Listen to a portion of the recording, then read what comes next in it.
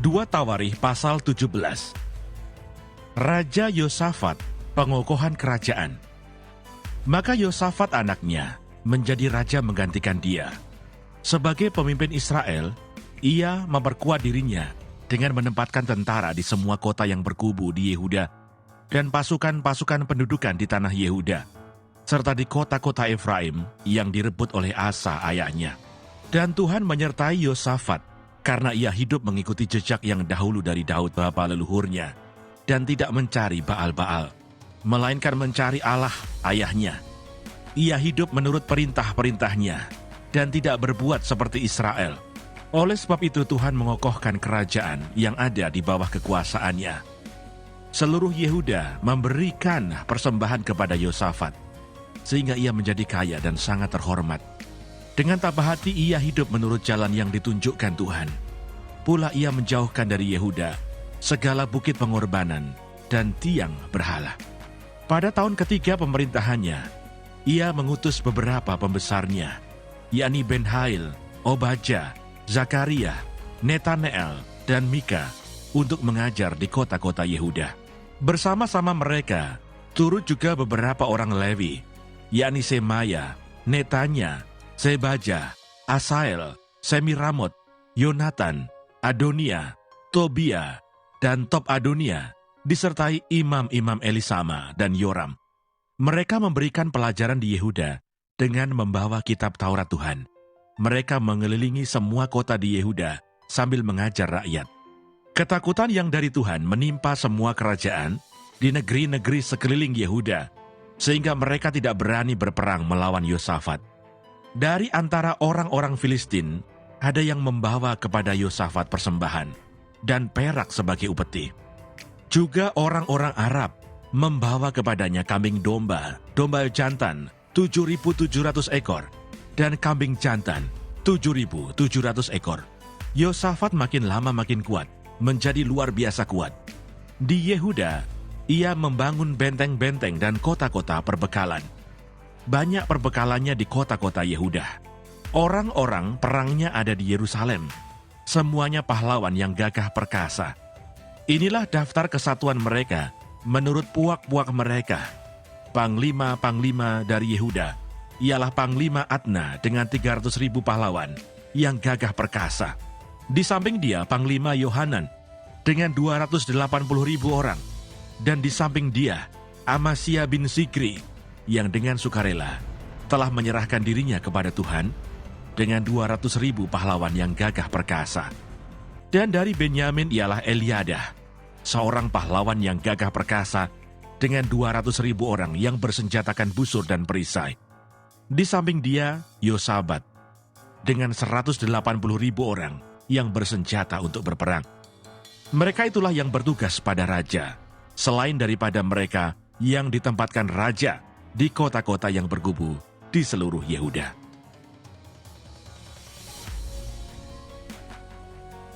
Dua Tawarikh pasal 18. Ahab memerangi Ramot Gilead. Nabi Tuhan berhadapan dengan nabi-nabi palsu. Ketika Yosafat kaya dan sangat terhormat, ia menjadi besan Ahab. Beberapa tahun kemudian, pergilah ia kepada Ahab di Samaria.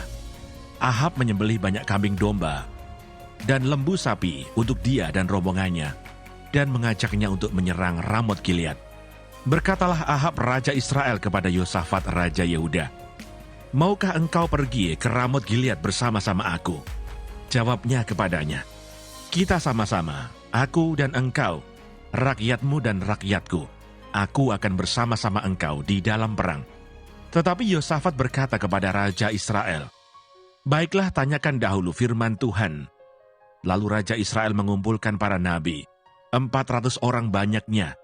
Kemudian bertanyalah ia kepada mereka, "Apakah kami boleh pergi berperang melawan Ramot Gilead, atau aku membatalkannya?" Jawab mereka, "Majulah, Allah akan menyerahkannya ke dalam tangan raja."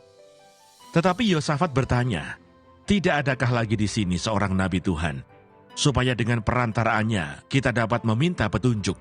Jawab raja Israel kepada Yosafat, "Masih ada seorang lagi yang dengan perantaraannya dapat diminta petunjuk Tuhan, tetapi aku membenci dia. sebab tidak pernah ia menubuatkan yang baik tentang aku, melainkan selalu malapetaka. Orang itu ialah Mika bin Yimla. Kata Yosafat, "Janganlah raja berkata demikian." Kemudian Raja Israel memanggil seorang pegawai istana, katanya, "Jemputlah Mika bin Yimla dengan segera." Sementara Raja Israel dan Yosafat, Raja Yehuda, duduk masing-masing di atas tahtanya dengan pakaian kebesaran, di suatu tempat mengirikan di depan pintu gerbang Samaria. Sedang semua nabi itu bernubuat di depan mereka. Maka Zedekia bin Kenaana membuat tanduk-tanduk besi, lalu berkata, "Beginilah firman Tuhan, dengan ini engkau akan menanduk Aram sampai engkau menghabiskan mereka." Juga semua nabi itu bernubuat demikian, katanya, "Majulah ke Ramot Gilead, dan engkau akan beruntung. Tuhan akan menyerahkannya ke dalam tangan raja." Suruhan yang pergi memanggil Mika itu berkata kepadanya, "Ketahuilah, nabi-nabi itu sudah sepakat meramalkan yang baik bagi raja. Hendaklah engkau juga berbicara seperti salah seorang daripada mereka, dan meramalkan yang baik." Tetapi Mika menjawab, "Demi Tuhan yang hidup, sesungguhnya apa yang akan difirmankan Allahku, itulah yang akan kukatakan." Setelah ia sampai kepada raja, bertanyalah raja kepadanya, "Mika, apakah kami boleh pergi berperang melawan Ramot Gilead, atau aku membatalkannya?" Jawabnya, "Majulah, dan kamu akan beruntung, sebab mereka akan diserahkan ke dalam tanganmu." Tetapi raja berkata kepadanya, "Sampai berapa kali aku menyuruh engkau bersumpah, supaya engkau mengatakan kepadaku tidak lain dari kebenaran?" Lalu jawabnya, "Telah kulihat seluruh Israel bercerai-berai di gunung-gunung, seperti kambing domba yang tidak mempunyai gembala. Sebab itu Tuhan berfirman, mereka ini tidak punya tuan. Baiklah masing-masing pulang ke rumahnya dengan selamat." Kemudian Raja Israel berkata kepada Yosafat, "Bukankah telah kukatakan kepadamu, tidak pernah ia menubuatkan yang baik tentang aku, melainkan hanya malapetaka?" Kata Mika, "Sebab itu dengarkanlah firman Tuhan. Aku telah melihat Tuhan sedang duduk di atas tahtanya, dan segenap tentara surga berdiri di sebelah kanannya dan di sebelah kirinya. Dan Tuhan berfirman, siapakah yang akan membujuk Ahab Raja Israel untuk maju berperang, supaya ia tewas di Ramot Gilead?" Maka yang seorang berkata begini, yang lain berkata begitu. Kemudian tampillah suatu roh, lalu berdiri di hadapan Tuhan. Ia berkata, "Aku ini akan membujuknya." Tuhan bertanya kepadanya, "Dengan apa?" Jawabnya, "Aku akan keluar dan menjadi roh dusta dalam mulut semua nabinya." Ia berfirman, "Biarlah engkau membujuknya, dan engkau akan berhasil pula. Keluarlah dan perbuatlah demikian. Karena itu sesungguhnya Tuhan telah menaruh roh dusta ke dalam mulut nabi-nabimu ini. Sebab Tuhan telah menetapkan untuk menimpakan malapetaka kepadamu." Sesudah itu tampillah Zedekia bin Kenaana, ditamparnyalah pipi Mika serta berkata, "Bagaimana mungkin roh Tuhan pindah daripadaku untuk berbicara kepadamu?" Tetapi Mika menjawab, "Sesungguhnya engkau akan melihatnya pada hari engkau lari dari satu kamar ke kamar yang lain untuk menyembunyikan diri." Berkatalah Raja Israel, "Tangkaplah Mika, bawa dia kembali kepada Amon, penguasa kota, dan kepada Yoas anak raja, dan katakan, beginilah titah raja. Masukkan orang ini dalam penjara, dan beri dia makan roti dan minum air, serba sedikit sampai aku pulang dengan selamat." Tetapi jawab Mika, "Jika benar-benar engkau pulang dengan selamat, tentulah Tuhan tidak berfirman dengan perantaraanku." Lalu disambungnya, "Dengarlah, hai bangsa-bangsa sekalian. Sesudah itu majulah Raja Israel dengan Yosafat Raja Yehuda ke Ramot Gilead. Raja Israel berkata kepada Yosafat, "Aku akan menyamar dan masuk pertempuran, tetapi engkau pakailah pakaian kebesaranmu." Lalu menyamarlah Raja Israel, kemudian mereka masuk ke pertempuran. Adapun Raja negeri Aram telah memberi perintah kepada para panglima pasukan keretanya demikian, "Janganlah kamu berperang melawan sembarang orang, melainkan melawan Raja Israel saja." Segera sesudah para panglima pasukan kereta itu melihat Yosafat, mereka berkata, "Itu Raja Israel." Lalu mereka mengepung dia untuk menyerang dia. Tetapi Yosafat berteriak dan Tuhan menolongnya. Allah membujuk mereka pergi daripadanya. Segera sesudah para panglima pasukan kereta itu melihat bahwa dia bukanlah Raja Israel, maka undurlah mereka daripadanya. Tetapi seseorang menarik panahnya dan menembak dengan sembarangan saja dan mengenai Raja Israel di antara sambungan baju sirahnya. Kemudian ia berkata kepada pengemudi keretanya, "Putar, bawa aku keluar dari pertempuran, sebab aku sudah luka." Tetapi pertempuran itu bertambah seru pada hari itu, dan Raja Israel tetap berdiri di dalam kereta, berhadapan dengan orang Aram itu sampai petang. Ia mati ketika matahari terbenam.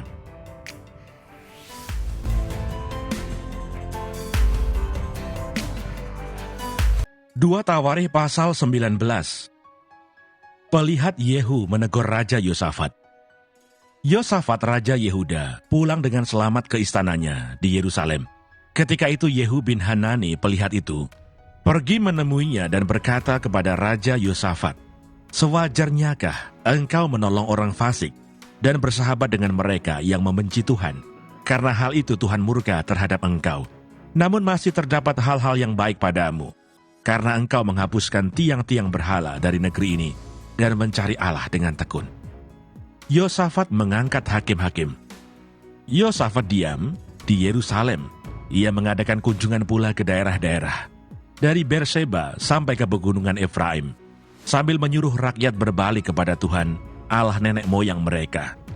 Ia mengangkat juga hakim-hakim di seluruh negeri, yakni di semua kota yang berkubu di Yehuda, di tiap-tiap kota.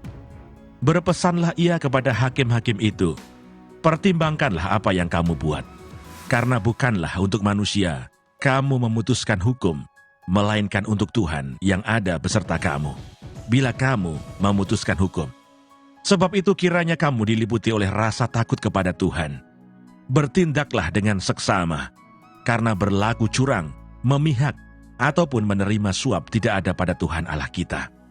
Juga di Yerusalem, Yosafat mengangkat beberapa orang dari antara orang Lewi, dari antara para imam, dan dari antara para kepala puak Israel, untuk memberi keputusan dalam hal hukum Tuhan dan dalam hal perselisihan. Mereka berkedudukan di Yerusalem. Ia memerintahkan mereka, "Kamu harus bertindak dengan takut akan Tuhan, dengan setia dan dengan tulus hati, demikian dalam setiap perkara yang disampaikan kepada kamu oleh rekan-rekanmu yang tinggal di kota-kota, yakni perkara-perkara mengenai pertumpahan darah, atau mengenai hukum, perintah, ketetapan-ketetapan, dan peraturan-peraturan. Hendaklah kamu memperingatkan mereka, supaya mereka jangan bersalah terhadap Tuhan, sehingga murkanya menimpa kamu dan rekan-rekanmu. Hendaklah kamu berbuat demikian, dan kamu tidak akan bersalah." Dengan ini imam kepala Amaria diangkat sebagai ketuamu dalam segala perkara ketuhanan, dan Sebaja bin Ismail, pemuka kaum Yehuda, dalam segala perkara kerajaan. Sedang orang Lewi akan melayani kamu sebagai pengatur. Bertindaklah dengan tegas. Kiranya Tuhan menyertai orang yang tulus ikhlas. 2 Tawarikh pasal 20. Kemenangan atas Moab dan Amon, akhir pemerintahan Yosafat. Setelah itu Bani Moab dan Bani Amon datang berperang melawan Yosafat bersama-sama sepasukan orang Meunim. Datanglah orang memberitahukan Yosafat, suatu laskar yang besar datang dari seberang Laut Asin, dari Edom, menyerang tuanku. Sekarang mereka di Haseson Tamar, yakni En-Gedi. Yosafat menjadi takut, lalu mengambil keputusan untuk mencari Tuhan. Ia menyerukan kepada seluruh Yehuda supaya berpuasa, dan Yehuda berkumpul untuk meminta pertolongan daripada Tuhan. Mereka datang dari semua kota di Yehuda untuk mencari Tuhan. Lalu Yosafat berdiri di tengah-tengah jemaah Yehuda dan Yerusalem di rumah Tuhan, di muka pelataran yang baru, dan berkata, "Ya Tuhan Allah nenek moyang kami, bukankah Engkau Allah di dalam surga? Bukankah Engkau memerintah atas segenap kerajaan bangsa? Kuasa dan keperkasaan ada di dalam tangan-Mu, sehingga tidak ada orang yang dapat bertahan melawan Engkau. Bukankah Engkau Allah kami yang menghalau penduduk tanah ini dari depan umat-Mu Israel, dan memberikannya kepada keturunan Abraham sahabat-Mu itu untuk selama-lamanya. Lalu mereka mendiami tanah itu dan mendirikan bagimu tempat kudus untuk namamu.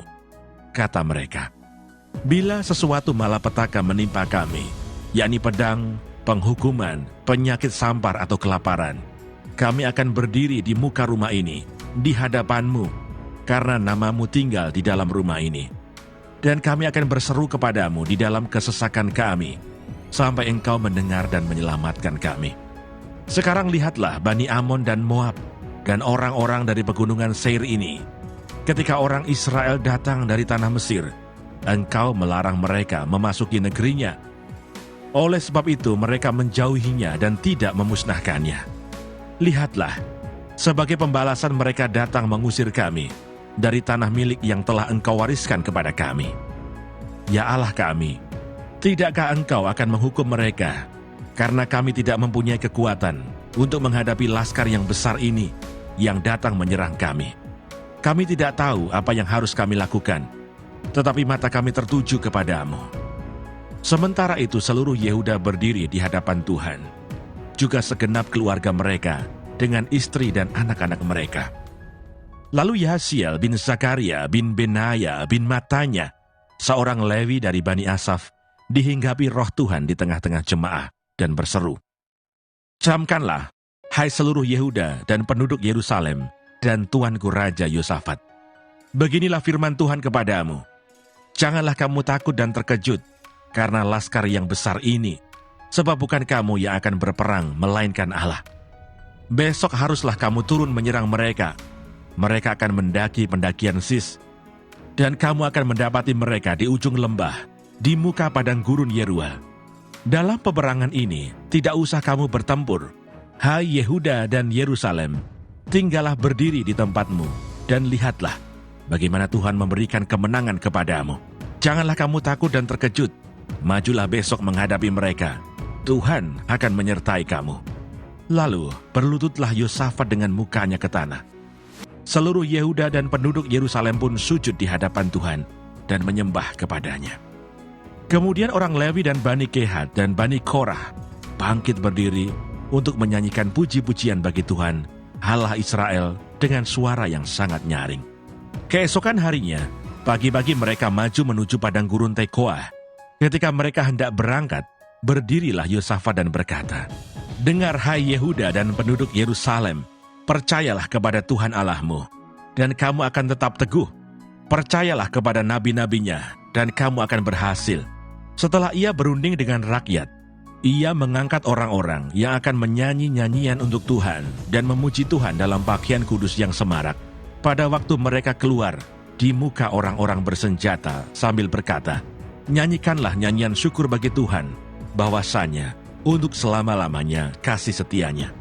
Ketika mereka mulai bersorak-sorai dan menyanyikan nyanyian pujian, dibuat Tuhanlah penghadangan terhadap Bani Amon dan Moab dan orang-orang dari pegunungan Seir yang hendak menyerang Yehuda, sehingga mereka terpukul kalah.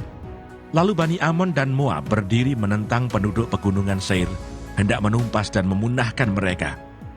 Segera sesudah mereka membinasakan penduduk Seir, mereka saling bunuh-membunuh. Ketika orang Yehuda tiba di tempat peninjauan di padang gurun, mereka menengok ke tempat laskar itu. Tampaklah semua telah menjadi bangkai, berhantaran di tanah, tidak ada yang terluput. Lalu Yosafat dan orang-orangnya turun untuk menjarah barang-barang mereka. Mereka menemukan banyak ternak, harta milik, pakaian, dan barang-barang berharga. Yang mereka rampas itu lebih banyak daripada yang dapat dibawa. 3 hari lamanya mereka menjarah barang-barang itu, karena begitu banyaknya.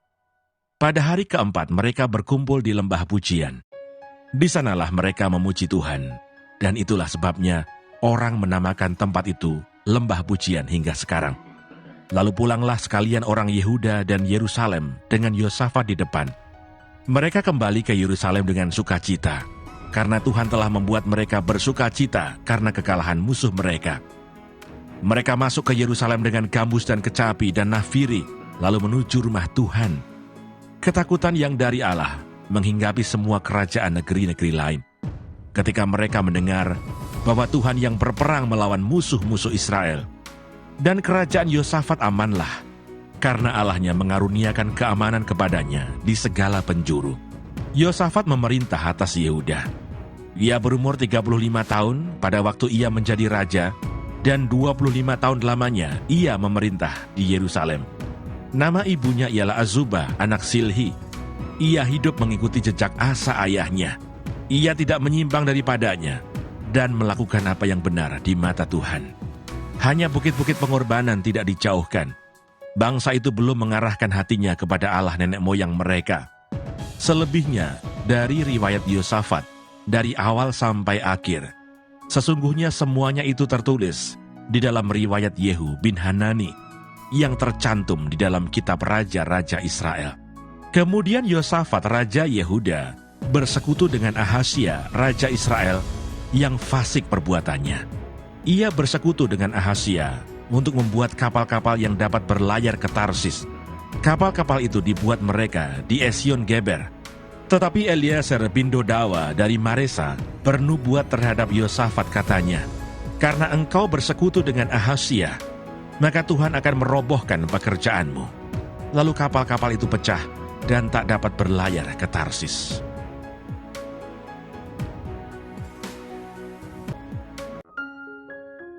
Dua Tawarikh pasal 21. Kemudian Yosafat mendapat perhentian bersama-sama dengan nenek moyangnya, dan ia dikuburkan di samping nenek moyangnya di kota Daud. Maka Yoram anaknya menjadi raja menggantikan dia. Raja Yoram. Saudara-saudaranya, anak-anak Yosafat ialah Asaria, Yehiel, Zakaria, Asariyahu, Mikael, dan Sefaja. Mereka semua anak-anak Yosafat, Raja Israel. Ayahnya memberikan kepada mereka banyak pemberian, berupa emas dan perak, dan barang-barang berharga. Juga kota-kota berkubu di Yehuda. Tetapi kedudukan raja diberikannya kepada Yoram karena dialah anak sulungnya. Sesudah Yoram memegang pemerintahan atas kerajaan ayahnya dan merasa dirinya kuat, ia membunuh dengan pedang semua saudaranya dan juga beberapa pembesar Israel. Yoram berumur 32 tahun pada waktu ia menjadi raja, dan 8 tahun lamanya ia memerintah di Yerusalem. Ia hidup menurut kelakuan raja-raja Israel, seperti yang dilakukan keluarga Ahab, sebab yang menjadi istrinya adalah anak Ahab. Ia melakukan apa yang jahat di mata Tuhan. Namun demikian Tuhan tidak mau memusnahkan keluarga Daud, oleh karena perjanjian yang diikatnya dengan Daud, sesuai dengan yang dijanjikannya, bahwa ia hendak memberikan keturunan kepadanya dan kepada anak-anaknya untuk selama-lamanya. Pada zamannya, memberontaklah Edom terhadap kekuasaan Yehuda, dan mereka mengangkat seorang raja atas mereka sendiri. Maka majulah Yoram dengan panglima-panglimanya, serta seluruh keretanya. Pada waktu malam bangunlah ia, lalu bersama-sama dengan para panglima pasukan kereta, ia menerobos barisan orang Edom yang mengepung dia. Demikianlah Edom memberontak kekuasaan Yehuda dan terlepas sampai sekarang ini. Lalu Libna pun memberontak terhadap kekuasaannya pada masa itu juga. Itu disebabkan karena ia telah meninggalkan Tuhan, Allah nenek moyangnya. Lagi pula ia membuat bukit-bukit pengorbanan di gunung-gunung Yehuda. Ia membujuk penduduk Yerusalem untuk berzinah dan ia menyesatkan Yehuda. Lalu sampailah kepadanya sebuah surat dari Nabi Elia yang bunyinya, "Beginilah firman Tuhan Allah Daud, bapa leluhurmu, karena engkau tidak hidup mengikuti jejak Yosafat ayahmu dan Asa, Raja Yehuda, melainkan hidup menurut kelakuan raja-raja Israel, dan membujuk Yehuda dan penduduk-penduduk Yerusalem untuk berzinah, sama seperti yang dilakukan keluarga Ahab, dan juga karena engkau telah membunuh saudara-saudaramu, seluruh keluarga ayahmu yang lebih baik daripadamu. Maka Tuhan akan mendatangkan tulah besar atas rakyatmu, anak-anakmu, istri-istrimu, dan atas semua harta milikmu. Dan engkau sendiri akan menderita penyakit yang dahsyat, suatu penyakit usus, hingga selang beberapa waktu ususmu keluar oleh karena penyakit itu." Lalu Tuhan menggerakkan hati orang Filistin dan orang Arab yang tinggal berdekatan dengan orang Ethiopia untuk melawan Yoram. Maka mereka maju melawan Yehuda, memasukinya, dan mengangkut segala harta milik yang terdapat di dalam istana raja sebagai jarahan. juga anak-anak dan istri-istrinya, sehingga tidak ada seorang anak yang tinggal padanya, kecuali Yoahas, anaknya yang bungsu. Sesudah semuanya ini Tuhan menulahinya dengan penyakit usus yang tidak dapat sembuh. Beberapa waktu berselang, kira-kira sesudah lewat 2 tahun, keluarlah ususnya karena penyakitnya itu. Lalu ia mati dengan penderitaan yang hebat.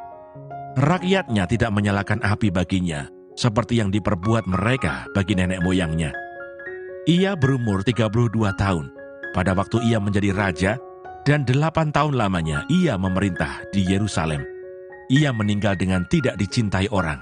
Ia dikuburkan di kota Daud, tetapi tidak dalam penguburan raja-raja. 2 Tawarikh pasal 22. Raja Ahazia. Lalu penduduk Yerusalem mengangkat Ahazia, anaknya yang bungsu menjadi raja, menggantikan dia, karena semua anaknya yang lebih tua umurnya telah dibunuh oleh gerombolan yang datang ke tempat perkemahan bersama-sama orang-orang Arab. Dengan demikian Ahazia, anak Yoram Raja Yehuda, menjadi raja. Ahazia berumur 42 tahun pada waktu ia menjadi raja, dan setahun lamanya ia memerintah di Yerusalem. Nama ibunya ialah Atalia, cucu Omri. Ia pun hidup menurut kelakuan keluarga Ahab, karena ibunya menasihatinya untuk melakukan yang jahat. Ia melakukan apa yang jahat di mata Tuhan, sama seperti keluarga Ahab. Sebab sesudah ayahnya mati, mereka menjadi penasehat-penasehatnya yang mencelakakannya. Atas nasihat mereka pula, ia pergi bersama-sama Yoram bin Ahab, Raja Israel, untuk berperang melawan Hazael, Raja Aram, di Ramot Gilead. Tetapi orang-orang Aram melukai Yoram.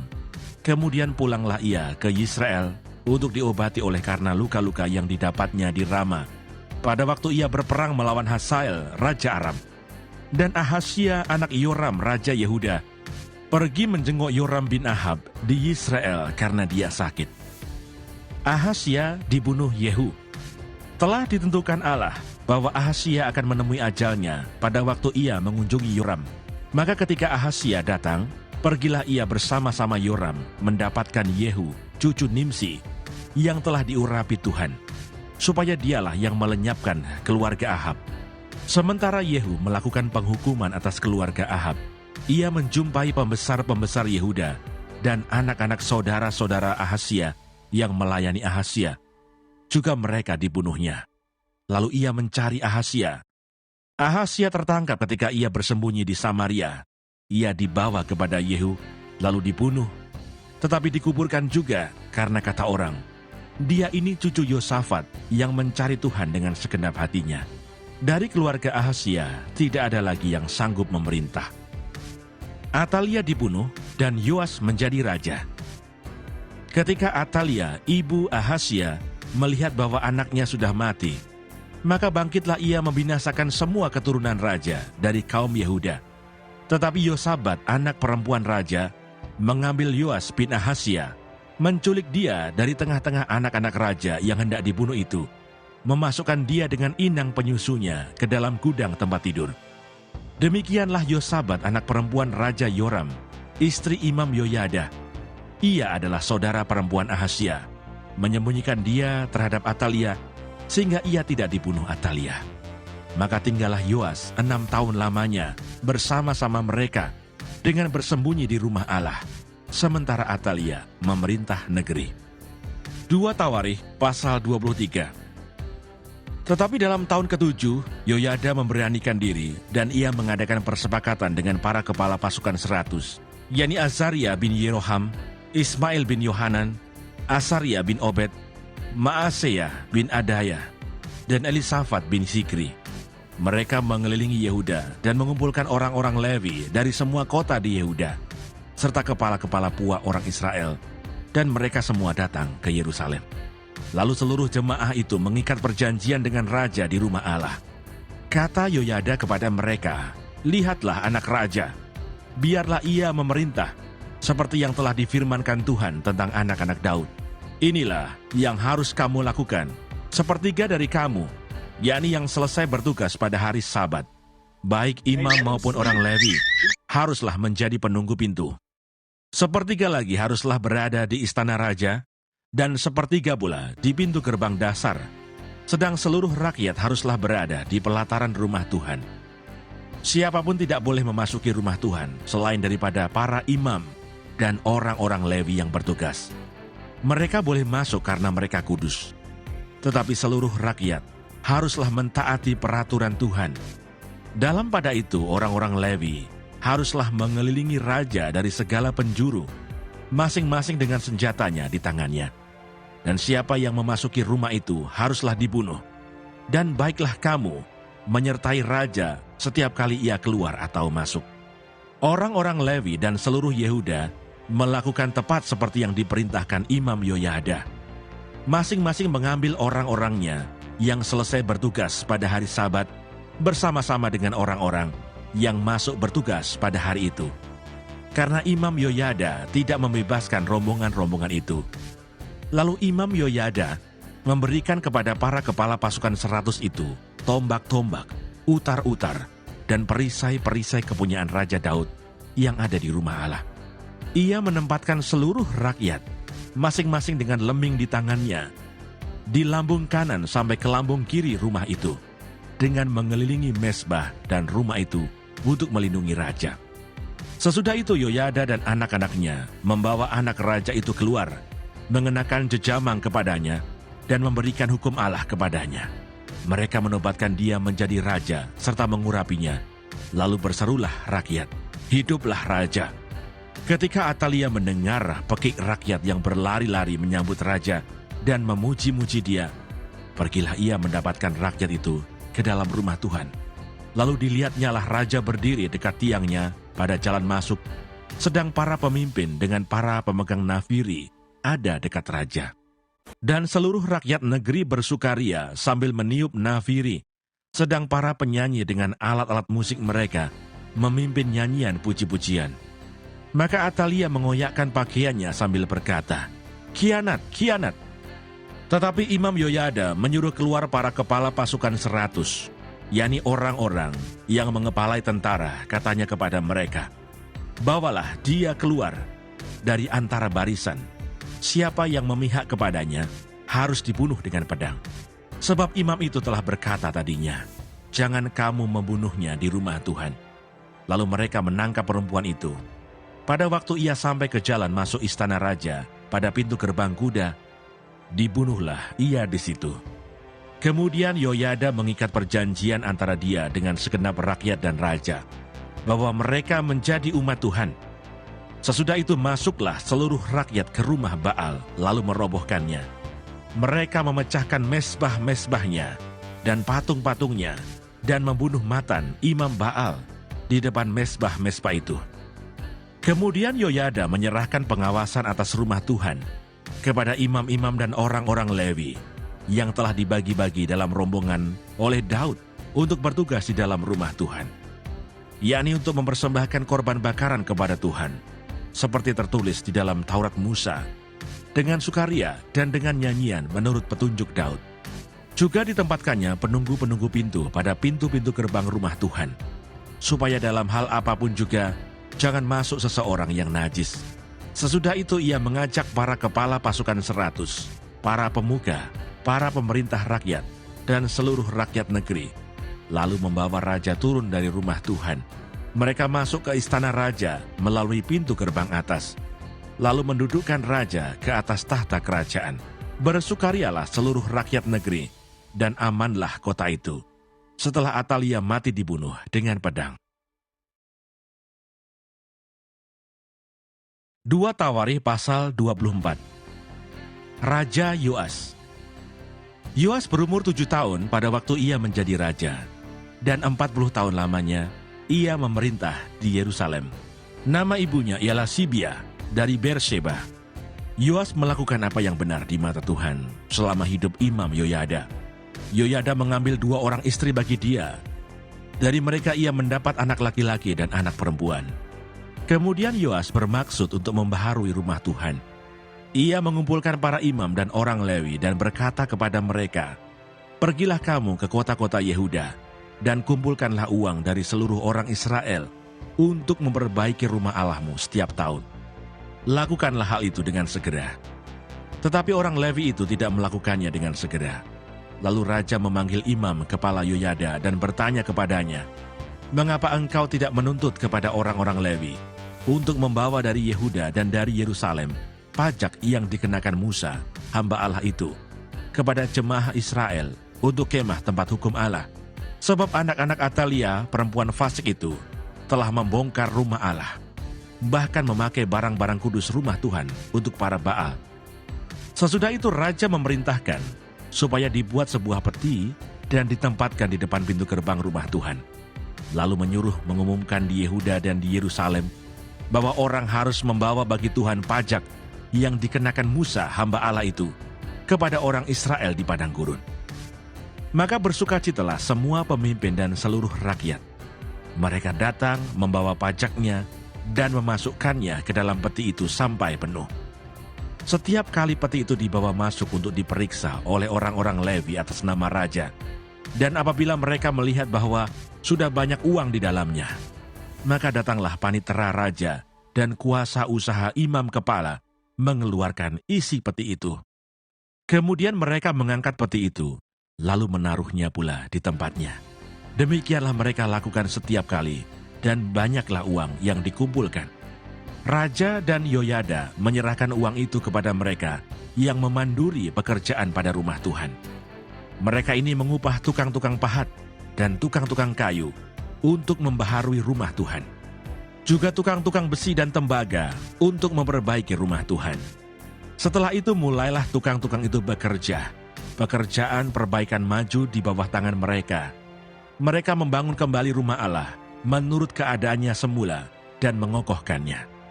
Setelah mereka selesai, mereka membawa uang yang kelebihan kepada raja dan Yoyada. Uang itu dipakai untuk membuat perkakas-perkakas rumah Tuhan, yakni perkakas-perkakas untuk penyelenggaraan kebaktian, perkakas-perkakas untuk korban bakaran, juga cawan-cawan dan perkakas-perkakas emas dan perak. Sepanjang umur Yoyada, korban bakaran tetap dipersembahkan dalam rumah Tuhan. Yoyada menjadi tua dan lanjut umur, lalu matilah ia. 130 tahun umurnya ketika ia mati. Ia dikuburkan di kota Daud di samping raja-raja, karena perbuatan-perbuatannya yang baik di Israel terhadap Allah dan rumahnya. Sesudah Yoyada mati, pemimpin-pemimpin Yehuda datang menyembah kepada raja. Sejak itu raja mendengarkan mereka. Mereka meninggalkan rumah Tuhan, Allah nenek moyang mereka, lalu beribadah kepada tiang-tiang berhala dan patung-patung berhala. Oleh karena kesalahan itu, Yehuda dan Yerusalem tertimpa murka. Namun Tuhan mengutus nabi-nabi kepada mereka, supaya mereka berbalik kepadanya. Nabi-nabi itu sungguh-sungguh memperingatkan mereka, tetapi mereka tidak mau mendengarkannya. Lalu roh Allah menguasai Zakaria, anak Imam Yoyada. Ia tampil di depan rakyat dan berkata kepada mereka, "Beginilah firman Allah, mengapa kamu melanggar perintah-perintah Tuhan, sehingga kamu tidak beruntung? Oleh karena kamu meninggalkan Tuhan, Ia pun meninggalkan kamu." Tetapi mereka mengadakan persepakatan terhadap dia, dan atas perintah raja, mereka melontari dia dengan batu di pelataran rumah Tuhan. Raja Yoas tidak mengingat kesetiaan yang ditunjukkan Yoyada, ayah Sakaria itu, terhadap dirinya. Ia membunuh anak Yoyada itu, yang pada saat kematiannya berseru, "Semoga Tuhan melihatnya dan menuntut balas." Pada pergantian tahun, tentara Aram maju menyerang Yoas dan masuk ke Yehuda dan Yerusalem. Dari bangsa itu semua pemimpin habis dibunuh mereka, dan segala jarahan dikirim mereka kepada rakyat negeri Damsyik. Walaupun tentara Aram itu datang dengan sedikit orang, namun Tuhan menyerahkan tentara yang sangat besar kepada mereka, karena orang Yehuda telah meninggalkan Tuhan, Allah nenek moyang mereka. Demikianlah orang Aram melakukan penghukuman kepada Yoas. Ketika mereka pergi daripadanya, mereka meninggalkannya dengan luka-luka berat. Pegawai-pegawainya mengadakan persepakatan terhadap dia, karena darah anak Imam Yoyada itu, lalu membunuhnya di atas tempat tidurnya. Ia mati dan dikuburkan di kota Daud, tetapi tidak di pekuburan raja-raja. Mereka yang mengadakan persepakatan terhadap dia ialah Zabat, anak Simeat, perempuan Amon, dan Yosabat, anak Simrit, perempuan Moab. tentang anak-anaknya dan ucapan-ucapan ilahi yang banyak terhadap dia, serta tentang perbaikan rumah Allah. Semua itu tertulis dalam tafsiran kitab Raja-Raja. Maka Amasya anaknya menjadi raja menggantikan dia. 2 Tawarikh pasal 25. Raja Amasya. Amasya berumur 25 tahun pada waktu ia menjadi raja, dan 29 tahun lamanya ia memerintah di Yerusalem. Nama ibunya ialah Yoadan dari Yerusalem. Ia melakukan apa yang benar di mata Tuhan, hanya tidak dengan segenap hati. Segera sesudah kuasa kerajaan itu kokoh di tangannya, dibunuhnyalah pegawai-pegawainya yang telah membunuh raja, yaitu ayahnya. Tetapi anak-anak mereka tidak dihukum mati olehnya, melainkan ia bertindak sesuai dengan apa yang tertulis dalam Taurat, yakni kitab Musa, di mana Tuhan telah memberi perintah, janganlah ayah mati karena anaknya, janganlah juga anak mati karena ayahnya, melainkan setiap orang harus mati karena dosanya sendiri.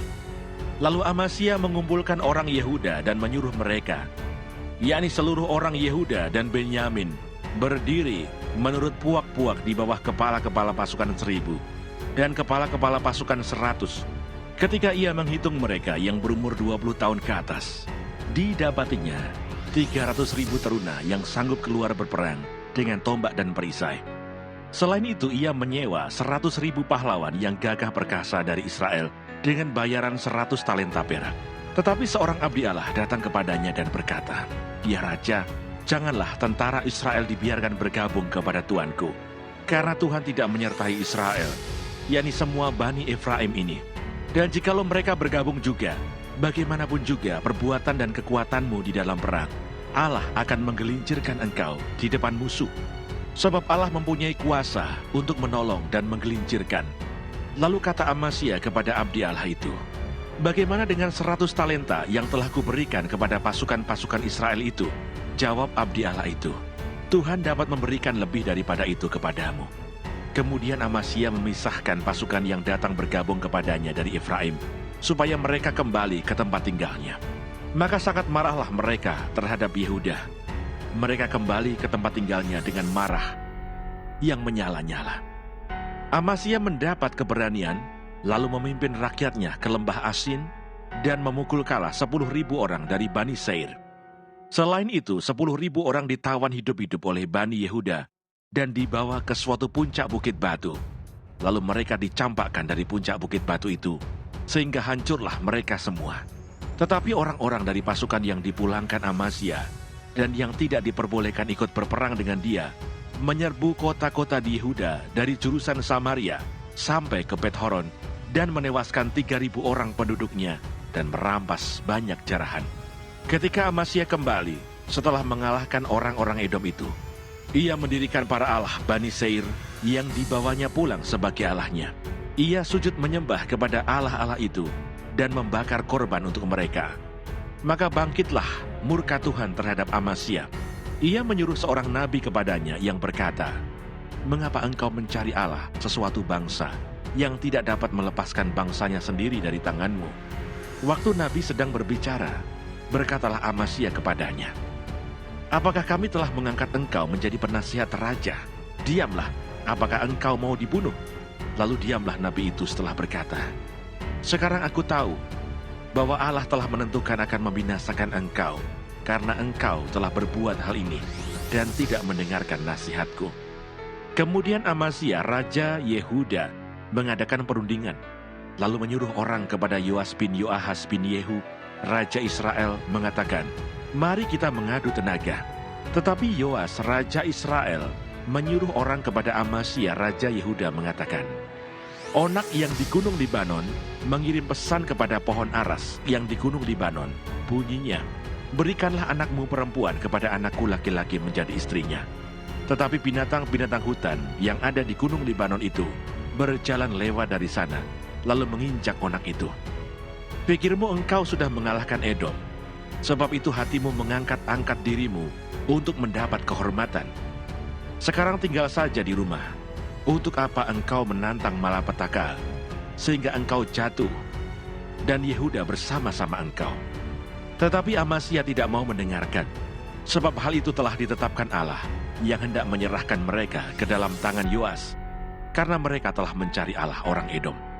Sebab itu majulah Yoas raja Israel, lalu mengadu tenagalah mereka, ia dan Amazia raja Yehuda, di Bet-Semes yang termasuk wilayah Yehuda. Yehuda terpukul kalah oleh Israel, sehingga masing-masing lari ke kemahnya. Yoas raja Israel menangkap Amazia raja Yehuda, anak Yoas bin Yoahas di Bet-Semes. Lalu Yoas membawa dia ke Yerusalem. Ia membongkar tembok Yerusalem dari pintu gerbang Efraim sampai ke pintu gerbang sudut, 400 hasta panjangnya. Sesudah itu ia mengambil segala emas dan perak dan segala perkakas yang terdapat dalam rumah Allah dan yang berada di bawah pengawasan keluarga Obed-Edom, juga perbendaharaan istana raja dan orang-orang sanda. Kemudian pulanglah ia ke Samaria. Amazia bin Yoas raja Yehuda masih hidup 15 tahun lamanya, sesudah Yoas bin Yoahas raja Israel mati. Selebihnya dari riwayat Amazia dari awal sampai akhir, bukankah semuanya itu tertulis dalam kitab raja-raja Yehuda dan Israel? Sejak Amazia menjauhi Tuhan, orang mengadakan persepakatan melawan dia di Yerusalem. Sebab itu larilah ia ke Lakis, tetapi mereka menyuruh mengejar dia ke Lakis. Lalu dibunuhlah ia di sana. Ia diangkut dengan kuda, lalu dikuburkan di samping nenek moyangnya di kota Daud. 2 Tawarikh pasal 26. Raja Uzia. Segenap bangsa Yehuda mengambil Uzia yang masih berumur 16 tahun dan menobatkan dia menjadi raja menggantikan ayahnya Amazia. Ia memperkuat Elot dan mengembalikannya kepada Yehuda, sesudah raja mendapat perhentian bersama-sama dengan nenek moyangnya. Uzia berumur 16 tahun pada waktu ia menjadi raja, dan 52 tahun lamanya ia memerintah di Yerusalem. Nama ibunya ialah Yekolia dari Yerusalem. Ia melakukan apa yang benar di mata Tuhan, tepat seperti yang dilakukan Amazia ayahnya. Ia mencari Allah selama hidup Zakaria, yang mengajarnya supaya takut akan Allah. Dan selama ia mencari Tuhan, Allah membuat segala usahanya berhasil. Maka majulah ia berperang melawan orang-orang Filistin dan membongkar tembok Gad, Yabne, dan Asdod, lalu mendirikan kota-kota di sekitar Asdod dan di lain-lain wilayah orang Filistin. Allah menolongnya terhadap orang Filistin dan terhadap orang Arab yang tinggal di Gur Baal dan terhadap orang Meunim. Orang-orang Amon membayar upeti kepada Uzia. Namanya termasyur sampai ke Mesir karena kekuatannya yang besar. Uzia mendirikan menara di Yerusalem, di atas pintu gerbang sudut, di atas pintu gerbang lebak, dan di atas penjuru, serta mengokohkannya. Ia mendirikan juga menara-menara di padang gurun dan menggali banyak sumur, karena banyak ternaknya baik di dataran rendah maupun di dataran tinggi. Juga ia mempunyai petani-petani dan penjaga-penjaga kebun anggur di gunung-gunung dan di tanah yang subur, karena ia suka pada pertanian. Selain itu, Uzia mempunyai tentara yang sanggup berperang, yang maju berperang dalam laskar-laskar, menurut jumlah anak buah yang dicatat oleh panitera Yeiel dan penata usaha Maaseah, di bawah pimpinan Hananya, salah seorang panglima raja. Kepala-kepala puak pahlawan-pahlawan yang gagah perkasa itu, seluruhnya berjumlah 2.600 orang. Di bawah pimpinan mereka terdapat satu bala tentara, terdiri dari 307.500 orang yang gagah perkasa dalam berperang untuk membantu raja dalam menghadapi musuh. Uzia memperlengkapi seluruh tentara itu dengan perisai, tombak, ketopong, baju zirah, busur, dan batu umban. Ia membuat juga di Yerusalem alat-alat perang ciptaan seorang ahli yang dapat menembakkan anak panah dan batu besar untuk ditempatkan di atas menara-menara dan penjuru-penjuru. Nama raja itu termasyur sampai ke negeri-negeri yang jauh, karena ia ditolong dengan ajaib sehingga menjadi kuat. Setelah ia menjadi kuat, ia menjadi tinggi hati, sehingga ia melakukan hal yang merusak. Ia berubah setia kepada Tuhan Allahnya dan memasuki bait Tuhan untuk membakar ukupan di atas mezbah pembakaran ukupan. Tetapi Imam Azaria mengikutinya dari belakang, bersama-sama 80 imam Tuhan, orang-orang yang tegas. Mereka berdiri di depan Raja Uzia dan berkata kepadanya, "Hai Uzia, engkau tidak berhak membakar ukupan kepada Tuhan. Hanyalah imam-imam keturunan Harun yang telah dikuduskan yang berhak membakar ukupan. Keluarlah dari tempat kudus ini, karena engkau telah berubah setia. Engkau tidak akan memperoleh kehormatan dari Tuhan Allah karena hal ini." Tetapi Uzia dengan bokor ukupan di tangannya untuk dibakar menjadi marah. Sementara amarahnya meluap terhadap para imam, timbullah penyakit kusta pada dahinya di hadapan para imam di rumah Tuhan, dekat mezbah pembakaran ukupan. Imam kepala Azaria dan semua imam lainnya memandang kepadanya, dan sesungguhnya ia sakit kusta pada dahinya. Cepat-cepat mereka mengusirnya dari sana, dan ia sendiri tergesa-gesa keluar, karena Tuhan telah menimpakan tulah kepadanya. Raja Uzia sakit kusta sampai kepada hari matinya, dan sebagai orang yang sakit kusta, ia tinggal dalam sebuah rumah pengasingan, karena ia dikucilkan dari rumah Tuhan. Dan Yotam anaknya mengepalai istana raja dan menjalankan pemerintahan atas rakyat negeri itu. Selebihnya dari riwayat Uzia, dari awal sampai akhir, ditulis oleh Nabi Yesaya bin Amos. Kemudian Uzia mendapat perhentian bersama-sama dengan nenek moyangnya, dan ia dikuburkan di samping nenek moyangnya, di ladang dekat pekuburan raja-raja, karena ia berpenyakit kusta, kata orang. Maka Yotam anaknya menjadi raja menggantikan dia. 2 Tawarikh pasal 27. Raja Yotam. Yotam berumur 25 tahun pada waktu ia menjadi raja, dan 16 tahun lamanya ia memerintah di Yerusalem. Nama ibunya ialah Yerusa anak Zadok. Ia melakukan apa yang benar di mata Tuhan, tepat seperti yang dilakukan Uzia ayahnya, hanya ia tidak memasuki bait Tuhan. Tetapi rakyat masih saja melakukan hal yang merusak. Ia mendirikan pintu gerbang tinggi di rumah Tuhan, dan mengadakan banyak pembangunan pada tembok Ofel. Ia mendirikan juga kota-kota di pegunungan Yehuda, dan benteng-benteng serta menara-menara di hutan-hutan. Ia berperang melawan Raja Bani Amon dan mengalahkannya, sehingga pada tahun itu juga Bani Amon membayar kepadanya 100 talenta perak, 10.000 kor gandum, dan 10.000 kor jeleh. Juga pada tahun kedua dan ketiga, Bani Amon membawa upeti itu kepadanya. Yotam menjadi kuat karena ia mengarahkan hidupnya kepada Tuhan Allahnya. Selebihnya dari riwayat Yotam, segala peperangan dan tingkah langkahnya, sesungguhnya semuanya itu tertulis dalam kitab Raja-Raja Israel dan Yehuda. Ia berumur 25 tahun pada waktu ia menjadi raja, dan 16 tahun lamanya ia memerintah di Yerusalem. Kemudian Yotam mendapat perhentian bersama-sama nenek moyangnya, dan ia dikuburkan di kota Daud. Maka Ahaz anaknya menjadi raja menggantikan dia. 2 Tawarikh pasal 28. Raja Ahaz. Ahaz berumur 20 tahun pada waktu ia menjadi raja, dan 16 tahun lamanya ia memerintah di Yerusalem. Ia tidak melakukan apa yang benar di mata Tuhan seperti Daud bapa leluhurnya, tetapi ia hidup menurut kelakuan raja-raja Israel.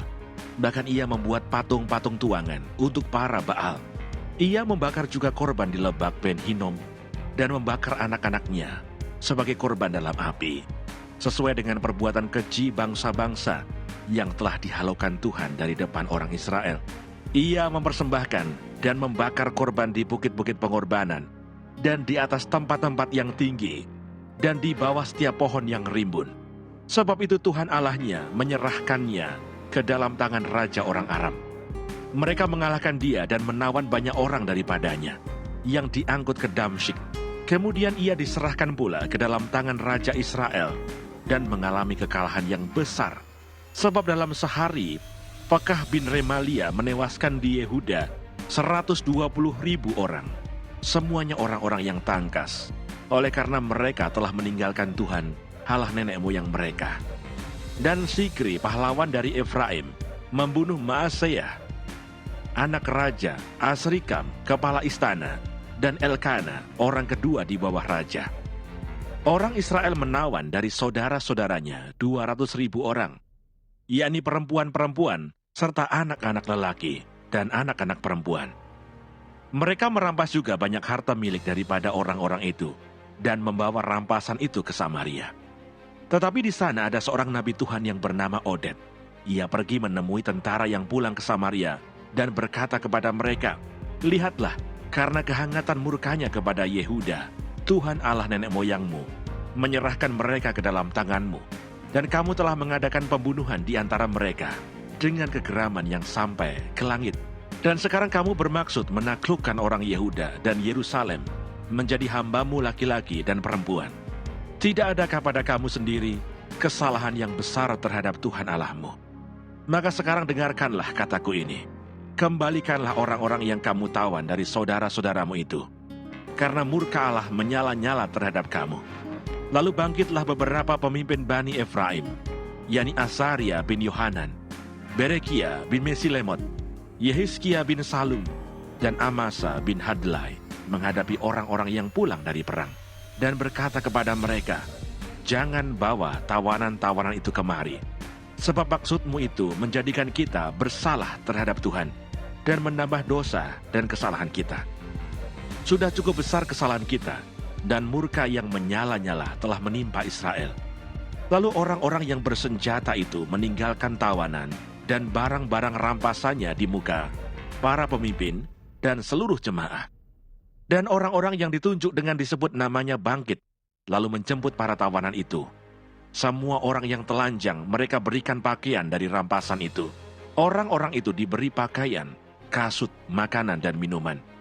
Mereka diurapi dengan minyak, dan semua yang terlalu payah untuk berjalan diangkut dengan keledai dan dibawa ke Yeriko, kota pohon korma, dekat saudara-saudara mereka. Sesudah itu orang Israel itu pulang ke Samaria. Pada waktu itu Raja Ahaz menyuruh utusan kepada Raja Negeri Asyur untuk memohon bantuan, karena orang Edom telah datang pula dan mengalahkan Yehuda, serta mengangkut tawanan-tawanan.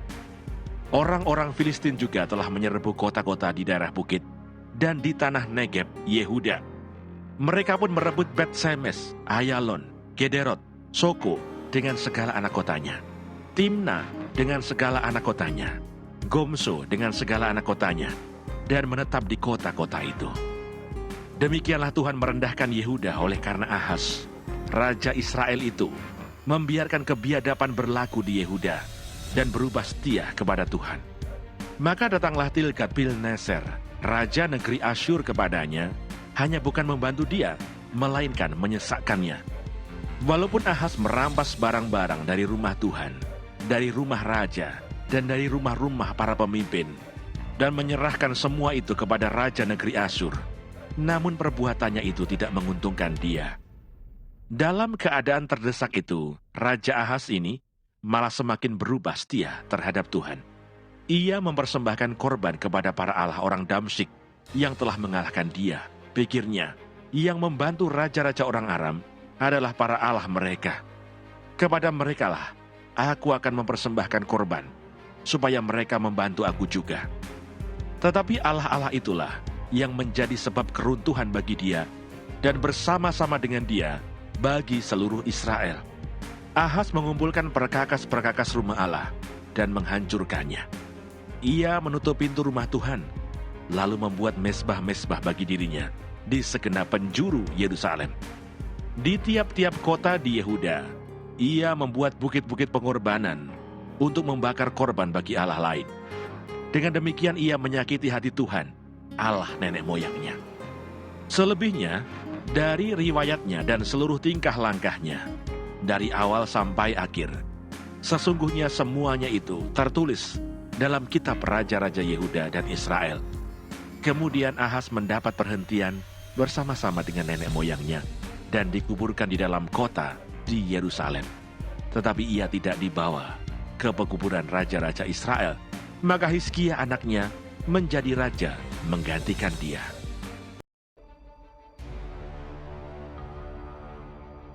Dua Tawarikh pasal 29. Raja Hizkia. Hizkia berumur 25 tahun pada waktu ia menjadi raja, dan 29 tahun lamanya ia memerintah di Yerusalem. Nama ibunya ialah Abia, anak Zakaria.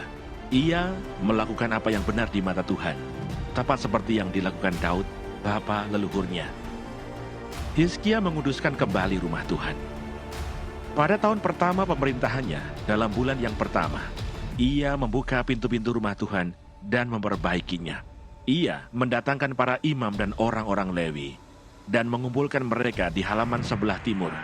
Katanya kepada mereka, "Dengarlah, hai orang-orang Lewi, sekarang kuduskanlah dirimu dan kuduskanlah rumah Tuhan, Allah nenek moyangmu.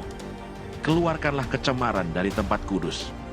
Karena nenek moyang kita telah berubah setia. Mereka melakukan apa yang jahat di mata Tuhan Allah kita, telah meninggalkannya. Mereka telah memalingkan muka dari kediaman Tuhan dan membelakanginya. Bahkan mereka menutup pintu-pintu balai rumah Tuhan dan memadamkan segala pelita.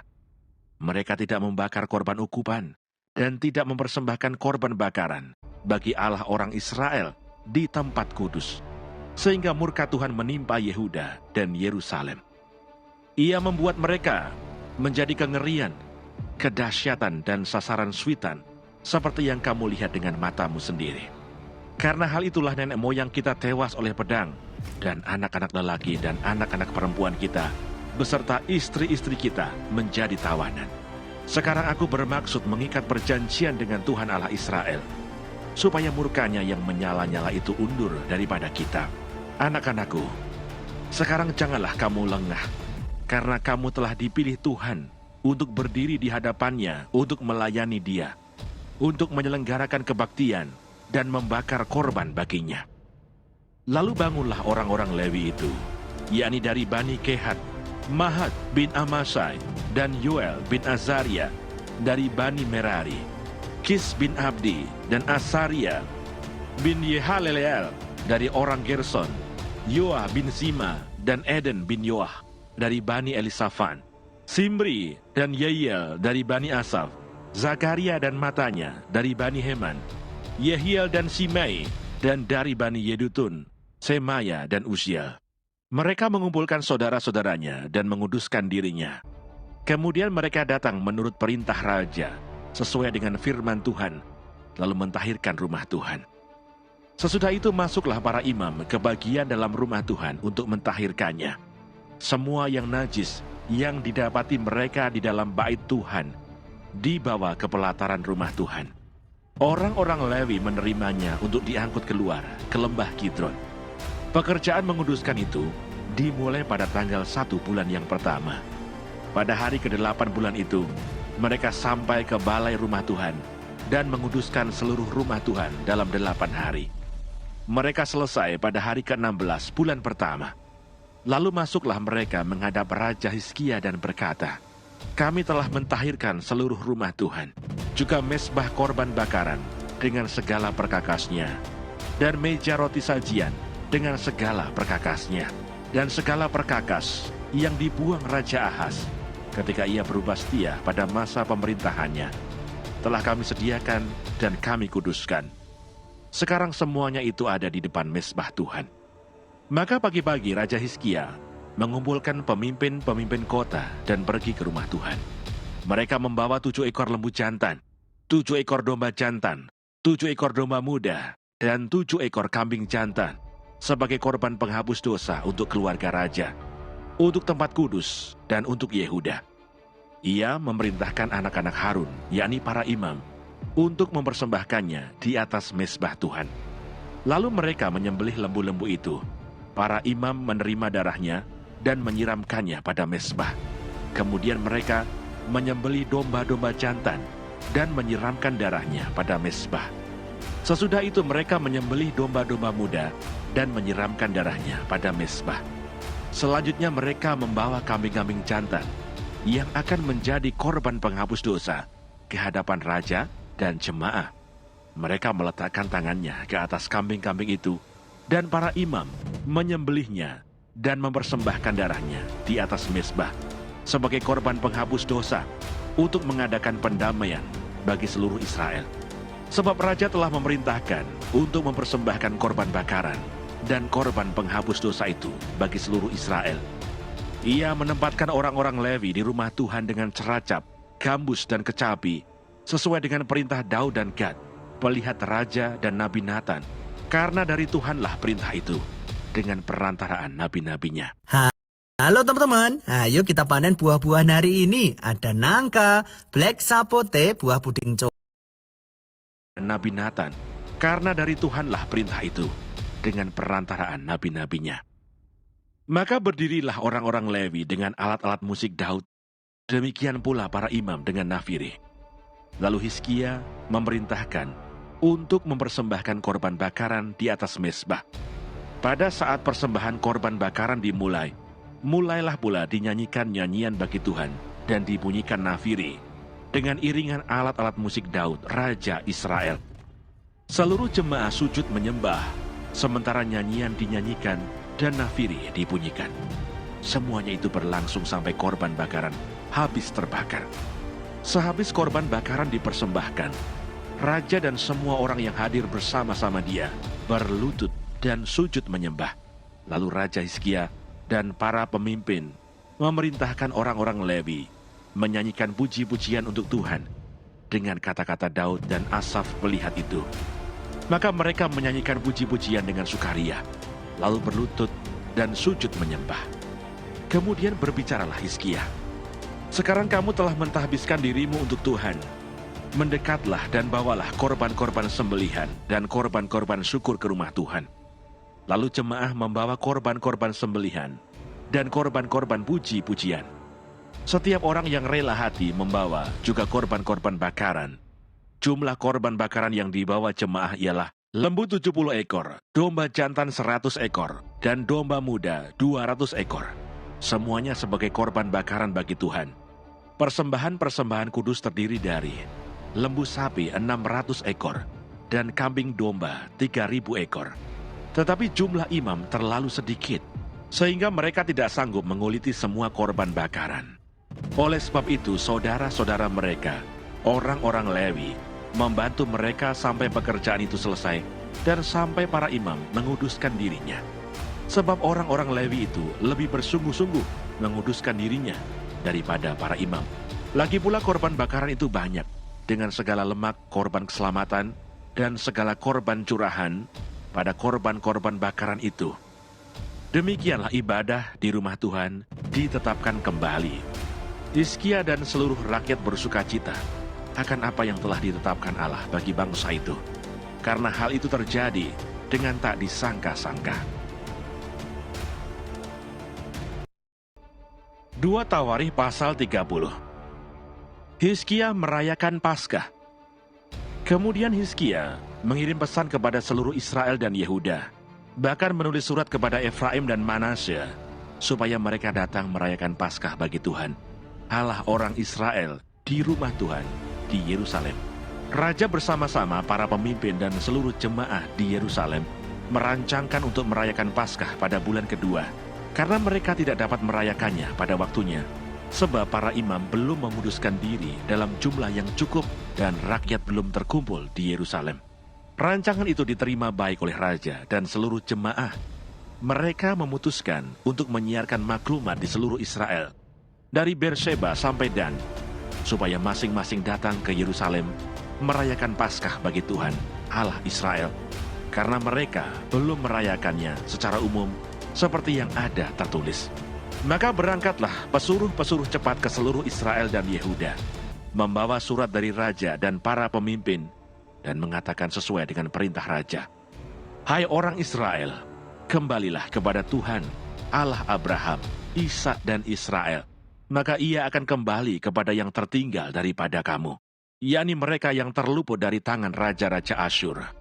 Janganlah berlaku seperti nenek moyangmu dan saudara-saudaramu, yang berubah setia terhadap Tuhan, Allah nenek moyang mereka, sehingga ia membuat mereka menjadi kedahsyatan, seperti yang kamu lihat sendiri. Sekarang, janganlah tegar tengkuk seperti nenek moyangmu. Serahkanlah dirimu kepada Tuhan, dan datanglah ke tempat kudus yang telah dikuduskannya untuk selama-lamanya. Serta beribadahlah kepada Tuhan Allahmu, supaya murkanya yang menyala-nyala undur daripadamu. Karena bila mana kamu kembali kepada Tuhan, maka saudara-saudaramu dan anak-anakmu akan mendapat belas kasihan dari orang-orang yang menawan mereka, sehingga mereka kembali ke negeri ini. Sebab Tuhan Allahmu pengasih dan penyayang. Ia tidak akan memalingkan wajahnya daripada kamu, bila mana kamu kembali kepadanya." Ketika pesuruh-pesuruh cepat itu pergi dari kota ke kota, melintasi tanah Efraim dan Manasye sampai ke Zebulon, mereka ditertawakan dan diolok-olok. Namun beberapa orang dari Asyer, Manasye, dan Zebulon merendahkan diri dan datang ke Yerusalem. Di Yehuda, nyata pula tangan Allah yang membulatkan hati mereka untuk melakukan perintah raja dan para pemimpin sesuai dengan firman Tuhan. Maka berkumpullah di Yerusalem banyak orang, suatu jemaah yang sangat besar, untuk merayakan hari raya roti tidak beragi pada bulan yang kedua. Lalu bangunlah mereka menjauhkan mezbah-mezbah yang ada di Yerusalem. Juga semua mezbah korban ukupan disingkirkan dan dibuang ke lembah Kidron. Kemudian disembelihlah domba Paskah pada tanggal 14 bulan kedua. Maka para imam dan orang-orang Lewi merasa malu, lalu menguduskan dirinya dan membawa korban bakaran ke rumah Tuhan. Mereka berdiri pada tempatnya menurut peraturan yang berlaku bagi mereka masing-masing. Sesuai dengan Taurat Musa, abdi Allah itu, para imam menyiramkan darah yang diterimanya dari orang-orang Lewi. Sebab ada banyak di antara jemaah yang tidak menguduskan dirinya, sehingga menjadi tugas orang Lewi untuk menyembelih domba-domba Paskah bagi setiap orang yang tidak dapat menguduskannya bagi Tuhan, karena ia tidak tahir. Sebab sebagian besar dari rakyat, terutama dari Efraim, Manasye, Isakar, dan Zebulon, tidak mentahirkan diri. Namun mereka memakan Paskah, walaupun tidak sesuai dengan apa yang ada tertulis. Tetapi Hizkia berdoa untuk mereka, katanya, "Tuhan yang baik itu, kiranya mengadakan pendamaian bagi semua orang yang sungguh-sungguh berhasrat mencari Allah, yakni Tuhan Allah nenek moyangnya, walaupun ketahiran mereka tidak sesuai dengan tempat kudus." Tuhan mendengar Hizkia dan membiarkan bangsa itu selamat. 7 hari lamanya orang Israel yang berada di Yerusalem merayakan hari raya roti tidak beragi dengan kesukaan yang besar. Sedang orang-orang Lewi dan para imam setiap hari menyanyikan puji-pujian bagi Tuhan dengan sekuat tenaga. Hizkia mengucapkan kata-kata pujian kepada semua orang Lewi yang menunjukkan akal budi yang baik dalam melayani Tuhan. Demikianlah orang memakan makanan perayaan selama 7 hari, sambil mempersembahkan korban keselamatan dan mengucapkan syukur kepada Tuhan, Allah nenek moyang mereka. Kemudian seluruh jemaah sepakat untuk berhari raya 7 hari lagi. Lalu mereka berhari raya 7 hari lagi dengan sukaria. Sebab Hizkia Raja Yehuda telah menyumbangkan kepada jemaah 1.000 ekor lembu jantan, 7.000 kambing domba. Juga para pemimpin menyumbangkan kepada jemaah 1.000 ekor lembu jantan dan 10.000 ekor kambing domba. Dan sebagian besar para imam telah menguduskan diri. Seluruh jemaah Yehuda bersukaria, juga para imam dan orang-orang Lewi, dan seluruh jemaah yang datang dari Israel, serta orang-orang asing, baik yang datang dari tanah Israel maupun yang tinggal di Yehuda. Maka besarlah kesukaan di Yerusalem, karena sejak Salomo bin Daud, Raja Israel, tidak pernah terjadi peristiwa semacam itu di Yerusalem. Sesudah itu para imam Lewi bangun berdiri dan memberkati rakyat. Suara mereka didengar Tuhan, dan doa mereka sampai ke tempat kediamannya yang kudus di sorga.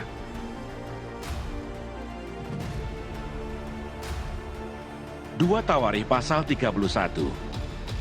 Setelah semuanya ini diakhiri, seluruh orang Israel yang hadir pergi ke kota-kota di Yehuda, lalu meremukkan segala tugu berhala, menghancurkan segala tiang berhala, dan merobohkan segala bukit pengorbanan dan mezbah di seluruh Yehuda dan Benyamin, juga di Efraim dan Manasye, sampai musnah semuanya. Kemudian pulanglah seluruh orang Israel ke kota-kotanya, ke miliknya masing-masing. Hizkia mengatur sumbangan untuk para imam dan orang Lewi. Hizkia menetapkan rombongan para imam dan orang-orang Lewi, rombongan demi rombongan, masing-masing menurut tugas jabatannya sebagai imam atau sebagai orang Lewi, untuk mempersembahkan korban bakaran dan korban keselamatan, untuk mengucap syukur dan menyanyikan puji-pujian, dan untuk melayani di pintu-pintu gerbang di tempat perkemahan Tuhan. Raja memberi sumbangan dari harta miliknya untuk korban bakaran, yakni korban bakaran pada waktu pagi dan pada waktu petang, korban bakaran pada hari-hari Sabat, dan pada bulan-bulan baru, dan pada hari-hari raya, yang semuanya tertulis di dalam Taurat Tuhan.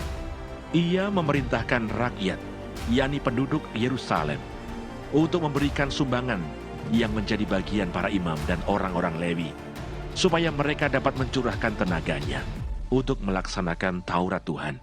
Segera setelah perintah ini tersiar, orang Israel membawa dalam jumlah yang besar hasil pertama daripada gandum, anggur, minyak, madu, dan segala macam hasil bumi.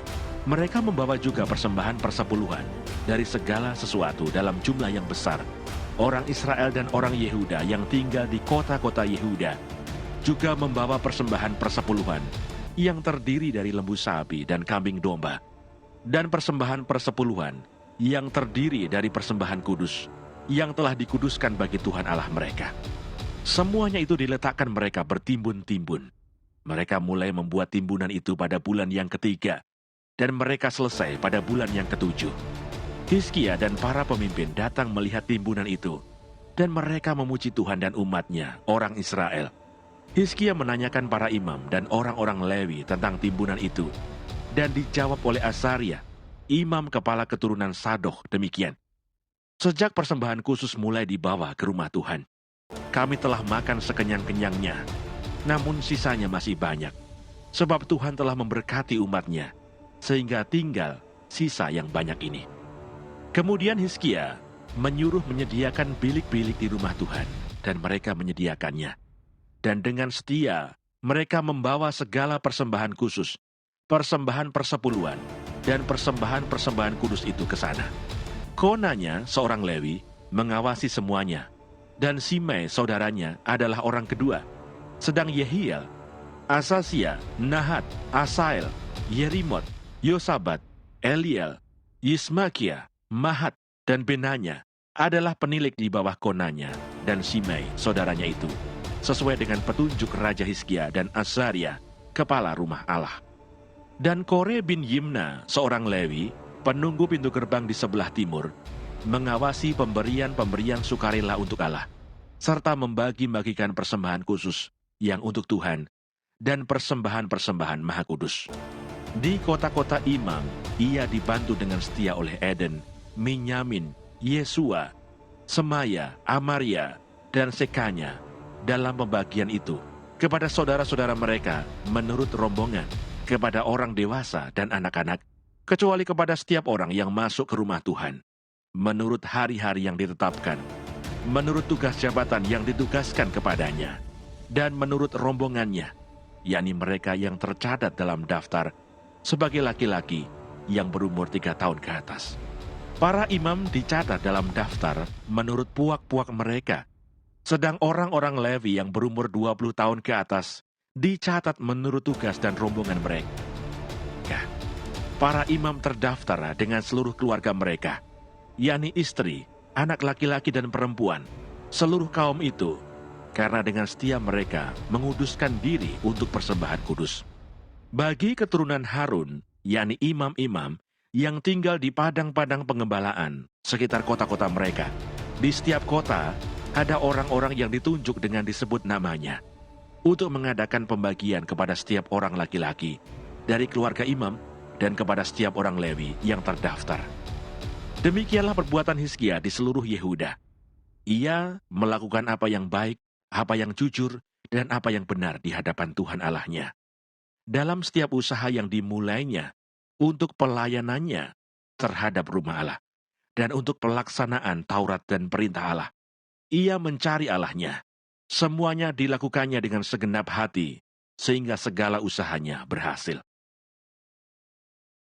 2 Tawarikh pasal 32. Yerusalem dikepung oleh Sanherib. Setelah peristiwa yang menunjukkan kesetiaan Hizkia itu, datanglah Sanherib Raja Asyur menyerbu Yehuda. Ia mengepung kota-kota berkubu dan berniat merebutnya. Ketika Hizkia mengetahui bahwa Sanherib datang hendak memerangi Yerusalem, ia berunding dengan para panglima dan pahlawannya untuk menutup segala mata air yang terdapat di luar kota, dan mereka itu bersedia membantunya. Maka berkumpullah banyak orang. Mereka menutup semua mata air dan sungai yang mengalir dari tengah-tengah negeri itu, kata mereka. Mengapa raja-raja Asyur harus mendapat banyak air kalau mereka datang? Dengan sekuat tenaga Hizkia membangun kembali seluruh tembok yang telah terbongkar, mendirikan menara-menara di atasnya dan tembok yang lain di luarnya. Ia memperkuat juga Milo di kota Daud dan membuat lembing dan perisai dalam jumlah yang besar. Ia mengangkat panglima-panglima perang yang mengepalai rakyat, menyuruh mereka berkumpul kepadanya di halaman pintu gerbang kota dan menenangkan hati mereka dengan kata-kata, "Kuatkanlah dan teguhkanlah hatimu, janganlah takut dan terkejut terhadap Raja Asyur serta seluruh laskar yang menyertainya. Karena yang menyertai kita lebih banyak daripada yang menyertai dia. Yang menyertai dia adalah tangan manusia, tetapi yang menyertai kita adalah Tuhan Allah kita, yang membantu kita dan melakukan peperangan kita." Oleh kata-kata Hizkia, Raja Yehuda itu, rakyat mendapat kepercayaannya kembali. Sesudah itu Sanherib Raja Asyur yang sedang mengepung Lakis dengan seluruh kekuatan tentaranya, mengutus beberapa pegawai ke Yerusalem kepada Hizkia, Raja Yehuda, dan kepada semua orang Yehuda yang ada di Yerusalem dengan pesan, "Beginilah titah Sanherib Raja Asyur. Apakah yang kamu harapkan? Maka kamu tinggal saja di Yerusalem yang terkepung ini? Bukankah Hizkia memperdayakan kamu, supaya kamu mati kelaparan dan kehausan, dengan mengatakan, Tuhan Allah kita akan melepaskan kita dari tangan Raja Asyur? Bukankah Hizkia ini yang menjauhkan segala bukit pengorbanan dan mesbah Tuhan itu, dan berkata kepada Yehuda dan Yerusalem, hanya di depan satu mesbah kamu harus sujud menyembah dan membakar korban di atasnya. Tidakkah kamu ketahui apa yang aku dan nenek moyangku lakukan terhadap semua bangsa negeri-negeri lain? Apakah para allah bangsa-bangsa segala negeri itu pernah berhasil melepaskan negeri mereka dari tanganku? Siapa daripada semua allah bangsa-bangsa yang sudah ditumpas nenek moyangku itu dapat melepaskan bangsanya dari tanganku? Masakan Allahmu dapat melepaskan kamu dari tanganku? Sekarang janganlah Hizkia memperdayakan dan membujuk kamu seperti ini. Janganlah percaya kepadanya, karena tidak ada Allah dari bangsa atau kerajaan manapun yang dapat melepaskan bangsanya dari tanganku dan dari tangan nenek moyangku. Lebih-lebih lagi Allahmu itu takkan dapat melepaskan kamu dari tanganku. Dan masih banyak lagi yang diucapkan pegawai-pegawai Sanherib itu menentang Tuhan Allah dan menentang Hizkia hambanya. Ia menulis juga surat yang penuh cela dan hujat terhadap Tuhan Allah Israel, bunyinya, sebagaimana para allah bangsa-bangsa segala negeri lain tidak dapat melepaskan bangsanya dari tanganku, demikian pula Allah Hizkia takkan dapat melepaskan bangsanya dari tanganku. Dan mereka berseru dengan suara nyaring dalam bahasa Yehuda kepada rakyat Yerusalem yang ada di atas tembok, untuk menakutkan dan mengejutkan mereka, supaya mereka dapat merebut kota itu. Mereka berbicara tentang Allah Yerusalem, seperti tentang para allah bangsa-bangsa di dunia, adalah buatan tangan manusia. Yerusalem luput dari tangan Sanherib. Tetapi oleh karena itu Raja Hizkia dan Nabi Yesaya bin Amos berdoa dan berseru kepada surga. Lalu Tuhan mengirim malaikat yang melenyapkan semua pahlawan yang gagah perkasa, pemuka dan panglima yang ada di perkemahan Raja Asyur, sehingga ia kemalu-maluan kembali ke negerinya. Kemudian ia ditewaskan dengan pedang oleh anak-anak kandungnya sendiri ketika ia memasuki rumah Allahnya. Demikianlah Tuhan menyelamatkan Hizkia dan penduduk Yerusalem dari tangan Sanherib Raja Asyur dan dari tangan semua musuhnya. Dan ia mengaruniakan keamanan kepada mereka di segala penjuru. Banyak orang membawa persembahan ke Yerusalem untuk Tuhan dan barang-barang berharga untuk Hizkia, Raja Yehuda itu. Sejak itu ia diagungkan oleh semua bangsa. Tahun-tahun terakhir dari pemerintahan Hizkia. Pada hari-hari itu, Hizkia jatuh sakit sehingga hampir mati. Ia berdoa kepada Tuhan, dan Tuhan berfirman kepadanya dan memberikannya suatu tanda ajaib. Tetapi Hizkia tidak berterima kasih atas kebaikan yang ditunjukkan kepadanya, karena ia menjadi angkuh, sehingga ia dan Yehuda dan Yerusalem ditimpa murka. Tetapi ia sadar akan keangkuhannya itu, dan merendahkan diri bersama-sama dengan penduduk Yerusalem, sehingga murka Tuhan tidak menimpa mereka pada zaman Hizkia. Hizkia mendapat kekayaan dan kemuliaan yang sangat besar.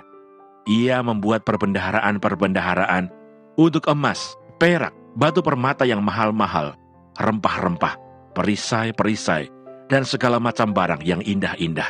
Juga tempat perbekalan untuk hasil gandum, untuk anggur dan minyak, dan kadang-kadang untuk berbagai jenis hewan besar dan kandang-kandang untuk kawanan kambing domba.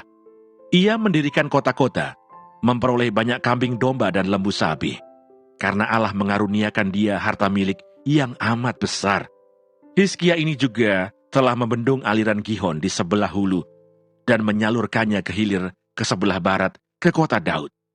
Hizkia berhasil dalam segala usahanya. Demikianlah juga ketika utusan-utusan raja-raja Babel datang kepadanya untuk menanyakan tentang tanda ajaib yang telah terjadi di negeri. Ketika itu Allah meninggalkan dia untuk mencobainya, supaya diketahui segala isi hatinya. Selebihnya dari riwayat Hizkia dan perbuatan-perbuatannya yang setia, sesungguhnya semuanya itu tertulis dalam penglihatan Nabi Yesaya bin Amos, dalam kitab Raja-Raja Yehuda dan Israel. Kemudian Hizkia mendapat perhentian bersama-sama dengan nenek moyangnya, dan dikuburkan di pendakian ke pekuburan anak-anak Daud. Pada waktu kematiannya, seluruh Yehuda dan penduduk Yerusalem memberi penghormatan kepadanya. Maka Manasye anaknya menjadi raja menggantikan dia. 2 Tawarikh pasal 33. Raja Manasye. Manasye berumur 12 tahun pada waktu ia menjadi raja, dan 55 tahun lamanya ia memerintah di Yerusalem. Ia melakukan apa yang jahat di mata Tuhan, sesuai dengan perbuatan keji bangsa-bangsa yang telah dihalaukan Tuhan dari depan orang Israel. Ia mendirikan kembali bukit-bukit pengorbanan yang telah dirobohkan oleh Hizkia ayahnya. Ia membangun mesbah-mesbah untuk para Baal, membuat patung-patung Asyera, dan sujud menyembah kepada segenap tentara langit dan beribadah kepadanya. Ia mendirikan mesbah-mesbah di rumah Tuhan, walaupun sehubungan dengan rumah itu Tuhan telah berfirman, "Di Yerusalem namaku akan tinggal untuk selama-lamanya."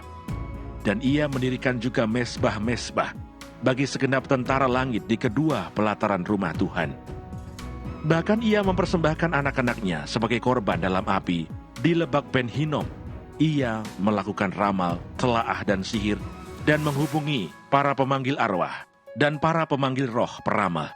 Ia melakukan banyak yang jahat di mata Tuhan, sehingga ia menimbulkan sakit hatinya. Ia menaruh juga patung berhala yang telah dibuatnya dalam rumah Allah, walaupun Allah telah berfirman kepada Daud dan kepada Salomo anaknya, "Dalam rumah ini dan di Yerusalem, yang telah kupilih dari antara segala suku Israel, aku akan menaruh namaku untuk selama-lamanya. Aku tidak akan membuat pula orang Israel berjejak keluar dari tanah yang telah kutentukan untuk nenek moyangmu, asal saja mereka melakukan dengan setia segala yang telah kuperintahkan kepada mereka dengan perantaraan Musa, yakni segala hukum, ketetapan, dan peraturan." Tetapi Manasye menyesatkan Yehuda dan penduduk Yerusalem, sehingga mereka melakukan yang jahat lebih daripada bangsa-bangsa yang telah dipunahkan Tuhan dari depan orang Israel. Kemudian berfirmanlah Tuhan kepada Manasye dan rakyatnya, tetapi mereka tidak menghiraukannya. Oleh sebab itu, Tuhan mendatangkan kepada mereka panglima-panglima tentara Raja Asyur yang menangkap Manasye dengan kaitan, membelenggunya dengan rantai tembaga, dan membawanya ke Babel. Dalam keadaan yang terdesak ini, ia berusaha melunakkan hati Tuhan Allahnya. Ia sangat merendahkan diri di hadapan Allah nenek moyangnya dan berdoa kepadanya. Maka Tuhan mengabulkan doanya dan mendengarkan permohonannya. Ia membawanya kembali ke Yerusalem dan memulihkan kedudukannya sebagai raja. Dan Manasye mengakui bahwa Tuhan itu Allah. Kemudian ia mendirikan tembok luar pada kota Daud di sebelah barat Gihon di lembah, sampai dekat pintu gerbang ikan mengelilingi Ofel. Tembok itu sangat tinggi. Ia menempatkan juga panglima-panglima perang di tiap kota kubu di Yehuda. Ia menjauhkan allah-allah asing dan berhala dari rumah Tuhan, juga segala mesbah yang didirikannya di atas gunung rumah Tuhan dan di Yerusalem dan membuangnya keluar kota. Ia menegakkan kembali mezbah Tuhan, mempersembahkan korban keselamatan dan korban syukur di atasnya, menyerukan kepada Yehuda untuk beribadah kepada Tuhan Allah Israel. Walaupun demikian, rakyat masih mempersembahkan korban di bukit-bukit pengorbanan, tetapi hanya kepada Tuhan Allah mereka. Selebihnya dari riwayat Manasye, doanya kepada Allahnya dan ucapan-ucapan para pelihat yang berkata-kata kepadanya dengan nama Tuhan Allah Israel, sesungguhnya semuanya itu terdapat dalam riwayat Raja-Raja Israel. Doanya dan pengabulan doanya, segala dosa dan ketidaksetiaannya, semua tempat di mana ia telah membangun bukit-bukit pengorbanan, serta mendirikan tiang-tiang berhala dan patung-patung sebelum ia merendahkan diri. Sesungguhnya semuanya itu tertulis dalam riwayat para pelihat. Kemudian Manasye mendapat perhentian bersama-sama dengan nenek moyangnya, dan ia dikuburkan di dalam istananya. Maka Amon anaknya menjadi raja menggantikan dia. Raja Amon. Amon berumur 22 tahun pada waktu ia menjadi raja, dan 2 tahun lamanya ia memerintah di Yerusalem. Ia melakukan apa yang jahat di mata Tuhan, seperti yang telah dilakukan Manasye ayahnya. Amon mempersembahkan korban kepada segala patung yang dibuat Manasye ayahnya, dan beribadah kepada patung-patung itu. Tetapi ia tidak merendahkan diri di hadapan Tuhan seperti Manasye ayahnya merendahkan diri, malah Amon makin banyak kesalahannya. Maka pegawai-pegawainya mengadakan persepakatan melawan dia dan membunuhnya di istananya. Tetapi rakyat negeri itu membunuh semua orang yang mengadakan persepakatan melawan Raja Amon. Dan rakyat negeri itu mengangkat Yosia anaknya menjadi raja menggantikan dia. 2 Tawarikh pasal 34. Raja Yosia. Pembaharuan yang dilakukan Yosia. Yosia berumur 8 tahun pada waktu ia menjadi raja, dan 31 tahun lamanya ia memerintah di Yerusalem. Ia melakukan apa yang benar di mata Tuhan, dan hidup seperti Daud bapa leluhurnya, dan tidak menyimpang ke kanan atau ke kiri. Pada tahun ke-8 dari pemerintahannya, ketika ia masih muda belia, ia mulai mencari Allah Daud, bapa leluhurnya. Dan pada tahun ke-12, ia mulai mentahirkan Yehuda dan Yerusalem daripada bukit-bukit pengorbanan, tiang-tiang berhala, patung-patung pahatan, dan patung-patung tuangan. Mezbah-mezbah para Baal dirobohkan di hadapannya. Ia menghancurkan pedupaan-pedupaan yang ada di atasnya. Ia meremukkan dan menghancur luluhkan tiang-tiang berhala, patung-patung pahatan dan patung-patung tuangan, dan menghamburkannya ke atas kuburan orang-orang yang mempersembahkan korban kepada berhala-berhala itu. Tulang-tulang para imam dibakarnya di atas mezbah-mezbah mereka. Demikianlah ia mentahirkan Yehuda dan Yerusalem. Juga di kota-kota Manasye, Efraim, dan Simeon, sampai di kota-kota Naftali yang di mana-mana telah menjadi reruntuhan. Ia merobohkan segala mezbah dan tiang berhala, meremukkan segala patung pahatan, serta menghancur luluhkannya, dan menghancurkan semua pedupaan di seluruh tanah Israel. Sesudah itu ia kembali ke Yerusalem. Kitab Taurat ditemukan kembali. Pada tahun ke-18 dari pemerintahannya, setelah selesai mentahirkan negeri dan rumah Tuhan, ia menyuruh Safan bin Asyalyah dan Maaseah, penguasa kota, serta Yoah bin Yoahas, bendahara negara, untuk memperbaiki rumah Tuhan Allahnya. Maka datanglah mereka kepada imam besar Hilkia dan menyerahkan kepadanya uang yang telah dibawa ke rumah Allah dan yang telah dikumpulkan oleh orang-orang Lewi, yakni oleh para penjaga pintu, dari orang-orang Manasye dan Efraim, dan dari semua orang yang masih tinggal dari Israel, pula dari seluruh orang Yehuda dan Benyamin, dan dari penduduk Yerusalem. Uang itu diberikan mereka ke tangan para pekerja yang diangkat untuk mengawasi rumah Tuhan. Dan mereka itu yang bekerja dalam rumah Tuhan, mengeluarkannya untuk membetulkan dan memperbaiki rumah itu. Mereka memberikannya kepada tukang-tukang kayu dan tukang-tukang bangunan, supaya tukang-tukang itu membeli batu pahat dan kayu untuk tupai-tupai, dan untuk memasang balok-balok pada gedung-gedung yang oleh raja-raja Yehuda dibiarkan roboh.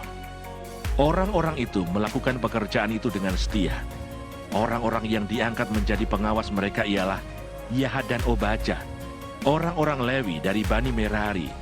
Sedangkan Zakaria dan Mesulam dari Bani Kehat mengepalai semua kuli dan mengiringi semua tukang dalam pekerjaan apapun. Dari antara orang-orang Lewi itu, ada yang menjadi panitera, pengatur, atau penunggu pintu gerbang. Ketika mereka mengeluarkan uang yang telah dibawa ke rumah Tuhan, Imam Hilkia menemukan kitab Taurat Tuhan yang diberikan dengan perantaraan Musa. Maka berkatalah Hilkia kepada Safan, panitera negara itu, "Aku telah menemukan kitab Taurat di rumah Tuhan." Lalu Hilkia memberikan kitab itu kepada Safan, dan Safan membawa kitab itu kepada raja. Ia juga menyampaikan kabar kepada raja, "Segala sesuatu yang ditugaskan kepada hamba-hambamu telah mereka laksanakan." Memberitahukan juga kepada raja, "Imam Hilkia telah memberikan kitab kepadaku." Lalu Safan membacakan sebagian di depan raja.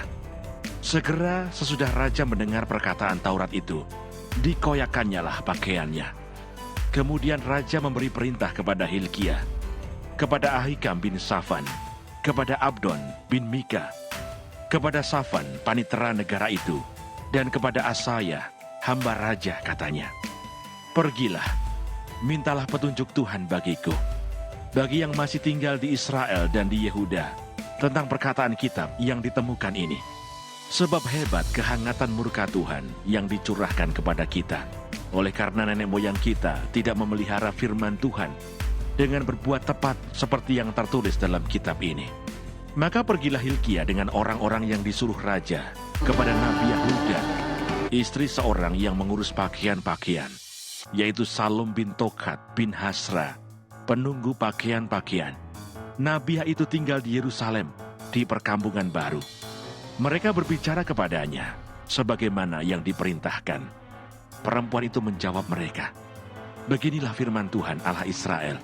Katakanlah kepada orang yang menyuruh kamu kepadaku, beginilah firman Tuhan. Sesungguhnya aku akan mendatangkan malapetaka atas tempat ini dan atas penduduknya, yakni segala kutuk yang tertulis dalam kitab yang telah dibacakan di depan Raja Yehuda. Karena mereka meninggalkan aku dan membakar korban kepada Allah lain, dengan maksud meninggalkan sakit hatiku dengan segala pekerjaan tangan mereka. Sebab itu nyala murkaku akan dicurahkan ke tempat ini dengan tidak padam-padam. Tetapi kepada Raja Yehuda yang telah menyuruh kamu untuk meminta petunjuk Tuhan, harus kamu katakan demikian, beginilah firman Tuhan Allah Israel. Mengenai perkataan yang telah kau dengar itu, oleh karena engkau sudah menyesal dan engkau merendahkan diri di hadapan Allah, pada waktu engkau mendengar firman-Nya terhadap tempat ini dan terhadap penduduknya, oleh karena engkau merendahkan diri di hadapanku, mengoyakkan pakaianmu, dan menangis di hadapanku, aku pun telah mendengarnya.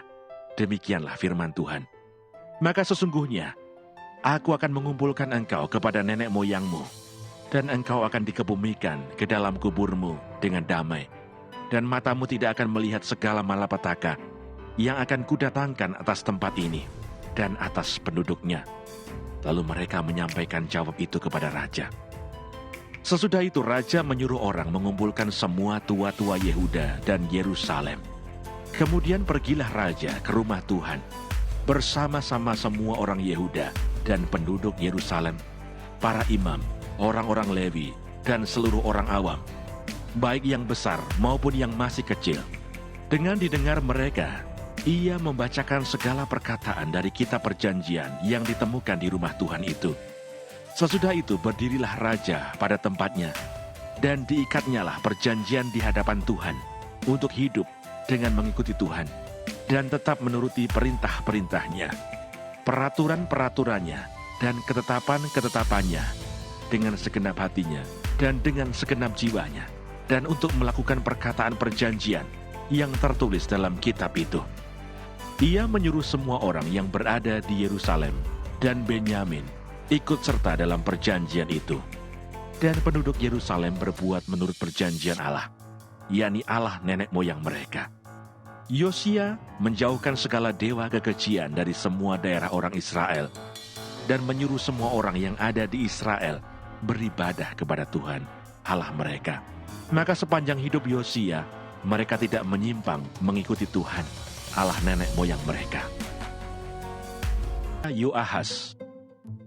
Rakyat negeri menjemput Yoahas, anak Yosia, dan mengangkat dia menjadi raja di Yerusalem menggantikan ayahnya.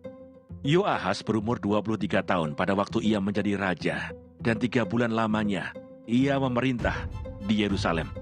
Raja Mesir memecatnya dari pemerintahannya di Yerusalem dan mendenda negeri itu 100 talenta perak dan 1 talenta emas. Kemudian Raja Mesir itu mengangkat Elyakim, saudara Yoahas, menjadi raja atas Yehuda dan Yerusalem, dan menukar namanya menjadi Yoyakim. Tetapi Yoahas saudaranya itu ditawan oleh Neko dan dibawa ke Mesir. Raja Yoyakim.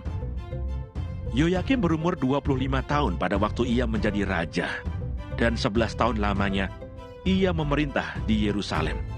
Ia melakukan apa yang jahat di mata Tuhan Allahnya. Nebukadnezar Raja Babel maju melawan dia, membelenggunya dengan rantai tembaga untuk membawanya ke Babel. Juga beberapa perkakas rumah Tuhan dibawa Nebukadnezar ke Babel dan ditempatkan di istananya di Babel. Selebihnya, dari riwayat Yoyakim, segala kekejian yang dilakukannya dan kesalahan yang ada padanya, sesungguhnya semuanya itu tertulis dalam kitab Raja-Raja Israel dan Yehuda. Maka Yoyakin anaknya menjadi raja menggantikan dia. Raja Yoyakin. Yoyakin berumur 18 tahun pada waktu ia menjadi raja, dan 3 bulan 10 hari lamanya ia memerintah di Yerusalem. Ia melakukan apa yang jahat di mata Tuhan. Pada pergantian tahun, Raja Nebukadnezar menyuruh membawa dia ke Babel, beserta perkakas-perkakas yang indah-indah dari rumah Tuhan. Dan Sedekia, saudara ayah Yoyakin, menjadi raja atas Yehuda dan Yerusalem. Raja Sedekia, runtuhnya kerajaan Yehuda. Sedekia berumur 21 tahun pada waktu ia menjadi raja, dan 11 tahun lamanya ia memerintah di Yerusalem. Ia melakukan apa yang jahat di mata Tuhan Allahnya, dan tidak merendahkan diri di hadapan Nabi Yeremia yang datang membawa pesan Tuhan. Lagi pula ia memberontak terhadap Raja Nebukadnezar yang telah menyuruhnya bersumpah demi Allah. Ia menegarkan teguknya dan mengeraskan hatinya dan tidak berbalik kepada Tuhan Allah Israel. Juga semua pemimpin di antara para imam dan rakyat berkali-kali berubah setia dengan mengikuti segala kekejian bangsa-bangsa lain. Rumah yang dikuduskan Tuhan di Yerusalem itu dinajiskan mereka. Namun Tuhan Allah nenek moyang mereka berulang-ulang mengirim pesan melalui utusan-utusannya, karena ia sayang kepada umatnya dan tempat kediamannya. Tetapi mereka mengolok-olok utusan-utusan Allah itu, menghina segala firman-Nya dan mengejek nabi-nabinya. Oleh sebab itu murka Tuhan bangkit terhadap umat-Nya, sehingga tidak mungkin lagi pemulihan. Tuhan menggerakkan raja orang Kasdim melawan mereka. Raja itu membunuh teruna mereka dengan pedang dalam rumah kudus mereka, dan tidak menyayangkan teruna atau gadis, orang tua atau orang ubanan. Semua diserahkan Tuhan ke dalam tangannya. Seluruh perkakas rumah Allah yang besar dan yang kecil, serta harta benda dari rumah Tuhan, harta benda raja, dan harta benda para panglimanya, semuanya dibawanya ke Babel. Mereka membakar rumah Allah, merobohkan tembok Yerusalem, dan membakar segala puri dalam kota itu dengan api, sehingga musnahlah segala perabotannya yang indah-indah. Mereka yang masih tinggal dan yang luput dari pedang diangkutnya ke Babel, dan mereka menjadi budaknya dan budak anak-anaknya sampai kerajaan Persia berkuasa. Dengan demikian genaplah firman Tuhan yang diucapkan Yeremia, sampai tanah itu pulih dari akibat dilalekannya tahun-tahun sabatnya. Karena tanah itu tandus selama menjalani sabat, hingga genaplah 70 tahun. Kores mengizinkan orang-orang buangan pulang ke negerinya. Pada tahun pertama zaman Kores, raja negeri Persia, Tuhan menggerakkan hati Kores, raja Persia itu, untuk menggenapkan firman yang diucapkan oleh Yeremia, sehingga disiarkan di seluruh kerajaan Kores secara lisan dan tulisan pengumuman ini.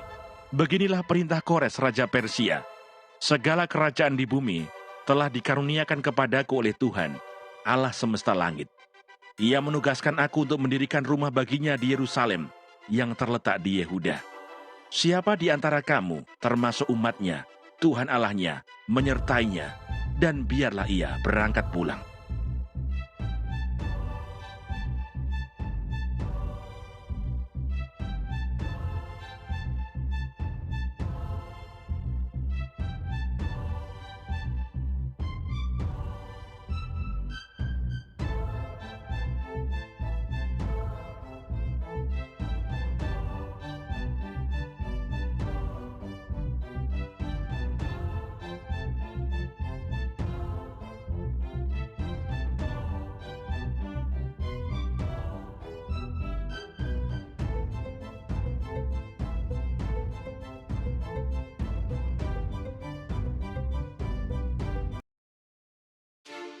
Dua Tawarikh pasal 35.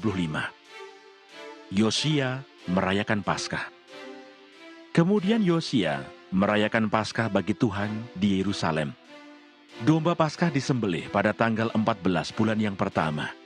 Ia menetapkan tugas para imam dan mendorong mereka menunaikan tugas jabatannya dalam rumah Tuhan. Berkatalah ia kepada orang-orang Lewi yang adalah pengajar seluruh Israel dan orang-orang kudus Tuhan, tempatkanlah tabut kudus itu di dalam rumah yang telah didirikan Salomo bin Daud, Raja Israel. Tidak usah lagi kamu mengusungnya. Sekarang layanilah Tuhan Allahmu dan Israel umatnya. Bersiaplah menurut puak-puakmu dan menurut rombonganmu, sebagaimana yang dituliskan Daud Raja Israel dan Salomo anaknya. Berdirilah di halaman tempat kudus menurut golongan puak saudara-saudaramu yang lain, yakni kaum awam, dengan satu rombongan puak orang Lewi untuk tiap golongan saudara-saudaramu itu. Sembelihlah domba Paskah, kuduskanlah dirimu, dan adakanlah persiapan bagi saudara-saudaramu, supaya dilakukan apa yang difirmankan Tuhan dengan perantaraan Musa. Yosia menyumbangkan kepada kaum awam sejumlah 30.000 ekor kambing domba, yakni domba-domba dan kambing-kambing jantan yang muda, semuanya sebagai korban Paskah bagi semua orang yang hadir. Selain itu disumbangkannya 3.000 ekor lembu. Semuanya itu dari harta milik raja. Juga para panglimanya memberi sumbangan sukarela kepada rakyat, para imam, dan orang-orang Lewi. Kemudian Hilkia, Zakaria, dan Yehiel, para pemuka rumah Allah, memberi kepada para imam 2.600 ekor kambing domba sebagai korban Paskah, dan selain itu 300 ekor lembu. Lalu Konanya dan kedua saudaranya, Semaya dan Netaneel, serta Hasabia, Yehiel dan Yosabat, para pemimpin orang-orang Lewi, menyumbangkan kepada orang-orang Lewi 5.000 ekor kambing domba sebagai korban Paskah, dan selain itu 500 ekor lembu. Setelah upacara ibadah disiapkan, berdirilah para imam pada tempatnya, dan orang-orang Lewi menurut rombongannya sesuai dengan perintah raja. Maka disembelihlah domba Paskah, dan para imam menyiramkan darah yang mereka terima dari orang-orang Lewi. Sedang orang-orang Lewi menguliti domba itu. Tetapi mereka memisahkan korban bakaran untuk diserahkan kepada kaum awam menurut golongan puak mereka, supaya dipersembahkan kepada Tuhan sebagaimana tertulis dalam kitab Musa. Demikian pula dilakukan mereka dengan lembu-lembu. Kemudian mereka memasak domba Paskah di atas api sesuai dengan peraturan. Sedang persembahan-persembahan kudus mereka masak dalam kuali, belanga dan pinggan, lalu membawanya cepat-cepat kepada segenap kaum awam. Kemudian mereka menyediakannya bagi dirinya dan bagi para imam, karena para imam, yakni anak-anak Harun, sampai malam hari sibuk mempersembahkan korban bakaran dan segala lemak. Oleh sebab itu orang-orang Lewi menyediakannya bagi dirinya dan bagi para imam, yakni anak-anak Harun. Para penyanyi, yakni Bani Asaf, ada pada tempat mereka sesuai dengan perintah Daud, Asaf, Heman, dan Yedutun, pelihat raja itu. Juga para penunggu pintu gerbang ada pada tiap-tiap pintu gerbang. Mereka tidak usah meninggalkan tugas mereka, karena saudara-saudara mereka, orang-orang Lewi, menyediakannya untuk mereka. Demikianlah seluruh upacara ibadah bagi Tuhan disiapkan pada hari itu untuk merayakan Paskah dan untuk mempersembahkan korban bakaran di atas mezbah Tuhan sesuai dengan perintah Raja Yosia. Pada waktu itu orang Israel yang hadir di situ merayakan Paskah dan hari raya roti tidak beragi selama 7 hari. Paskah semacam itu tidak pernah lagi dirayakan di Israel sejak Nabi Samuel. Seorang pun di antara raja-raja orang Israel tidak pernah merayakan Paskah seperti yang dirayakan Yosia dengan para imam dan orang-orang Lewi dengan seluruh orang Yehuda dan Israel yang dapat hadir dan dengan penduduk Yerusalem. Paskah itu dirayakan pada tahun ke-18 pemerintahan Yosia.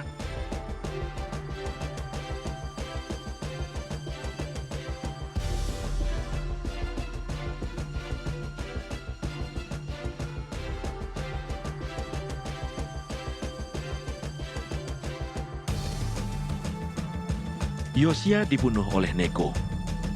Kemudian daripada semua ini, setelah Yosia memperbaiki rumah Tuhan, majulah Neko, Raja Mesir, hendak berperang di Karkemis, di tepi sungai Efrat. Yosia keluar menghadapinya.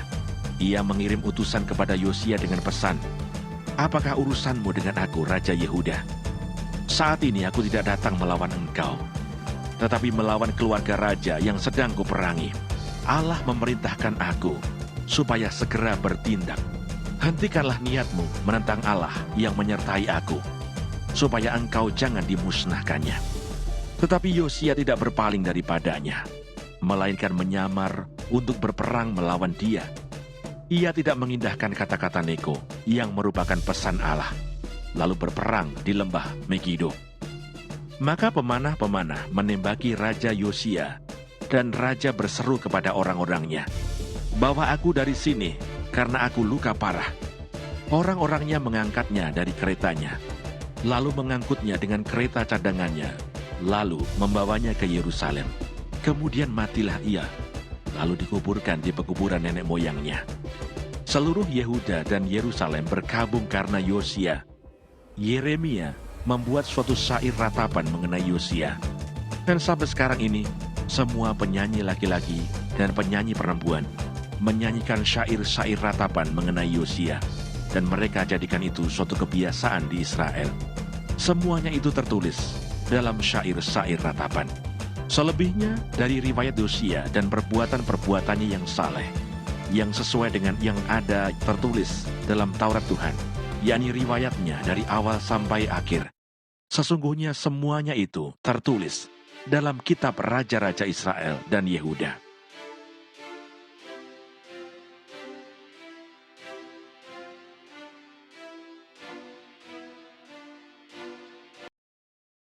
Dua Tawarikh pasal 36. Raja Yoahas. Rakyat negeri menjemput Yoahas, anak Yosia, dan mengangkat dia menjadi raja di Yerusalem menggantikan ayahnya.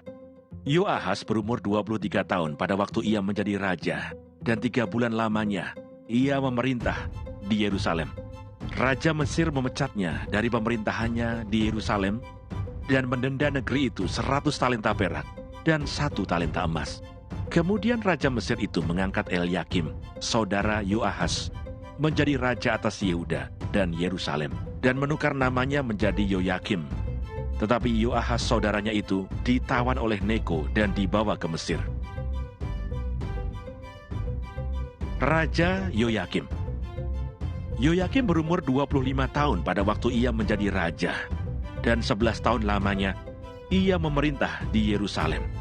Ia melakukan apa yang jahat di mata Tuhan Allahnya.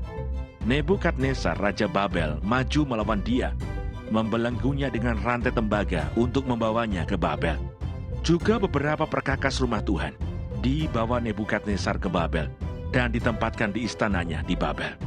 Selebihnya, dari riwayat Yoyakim, segala kekejian yang dilakukannya dan kesalahan yang ada padanya, sesungguhnya semuanya itu tertulis dalam kitab Raja-Raja Israel dan Yehuda.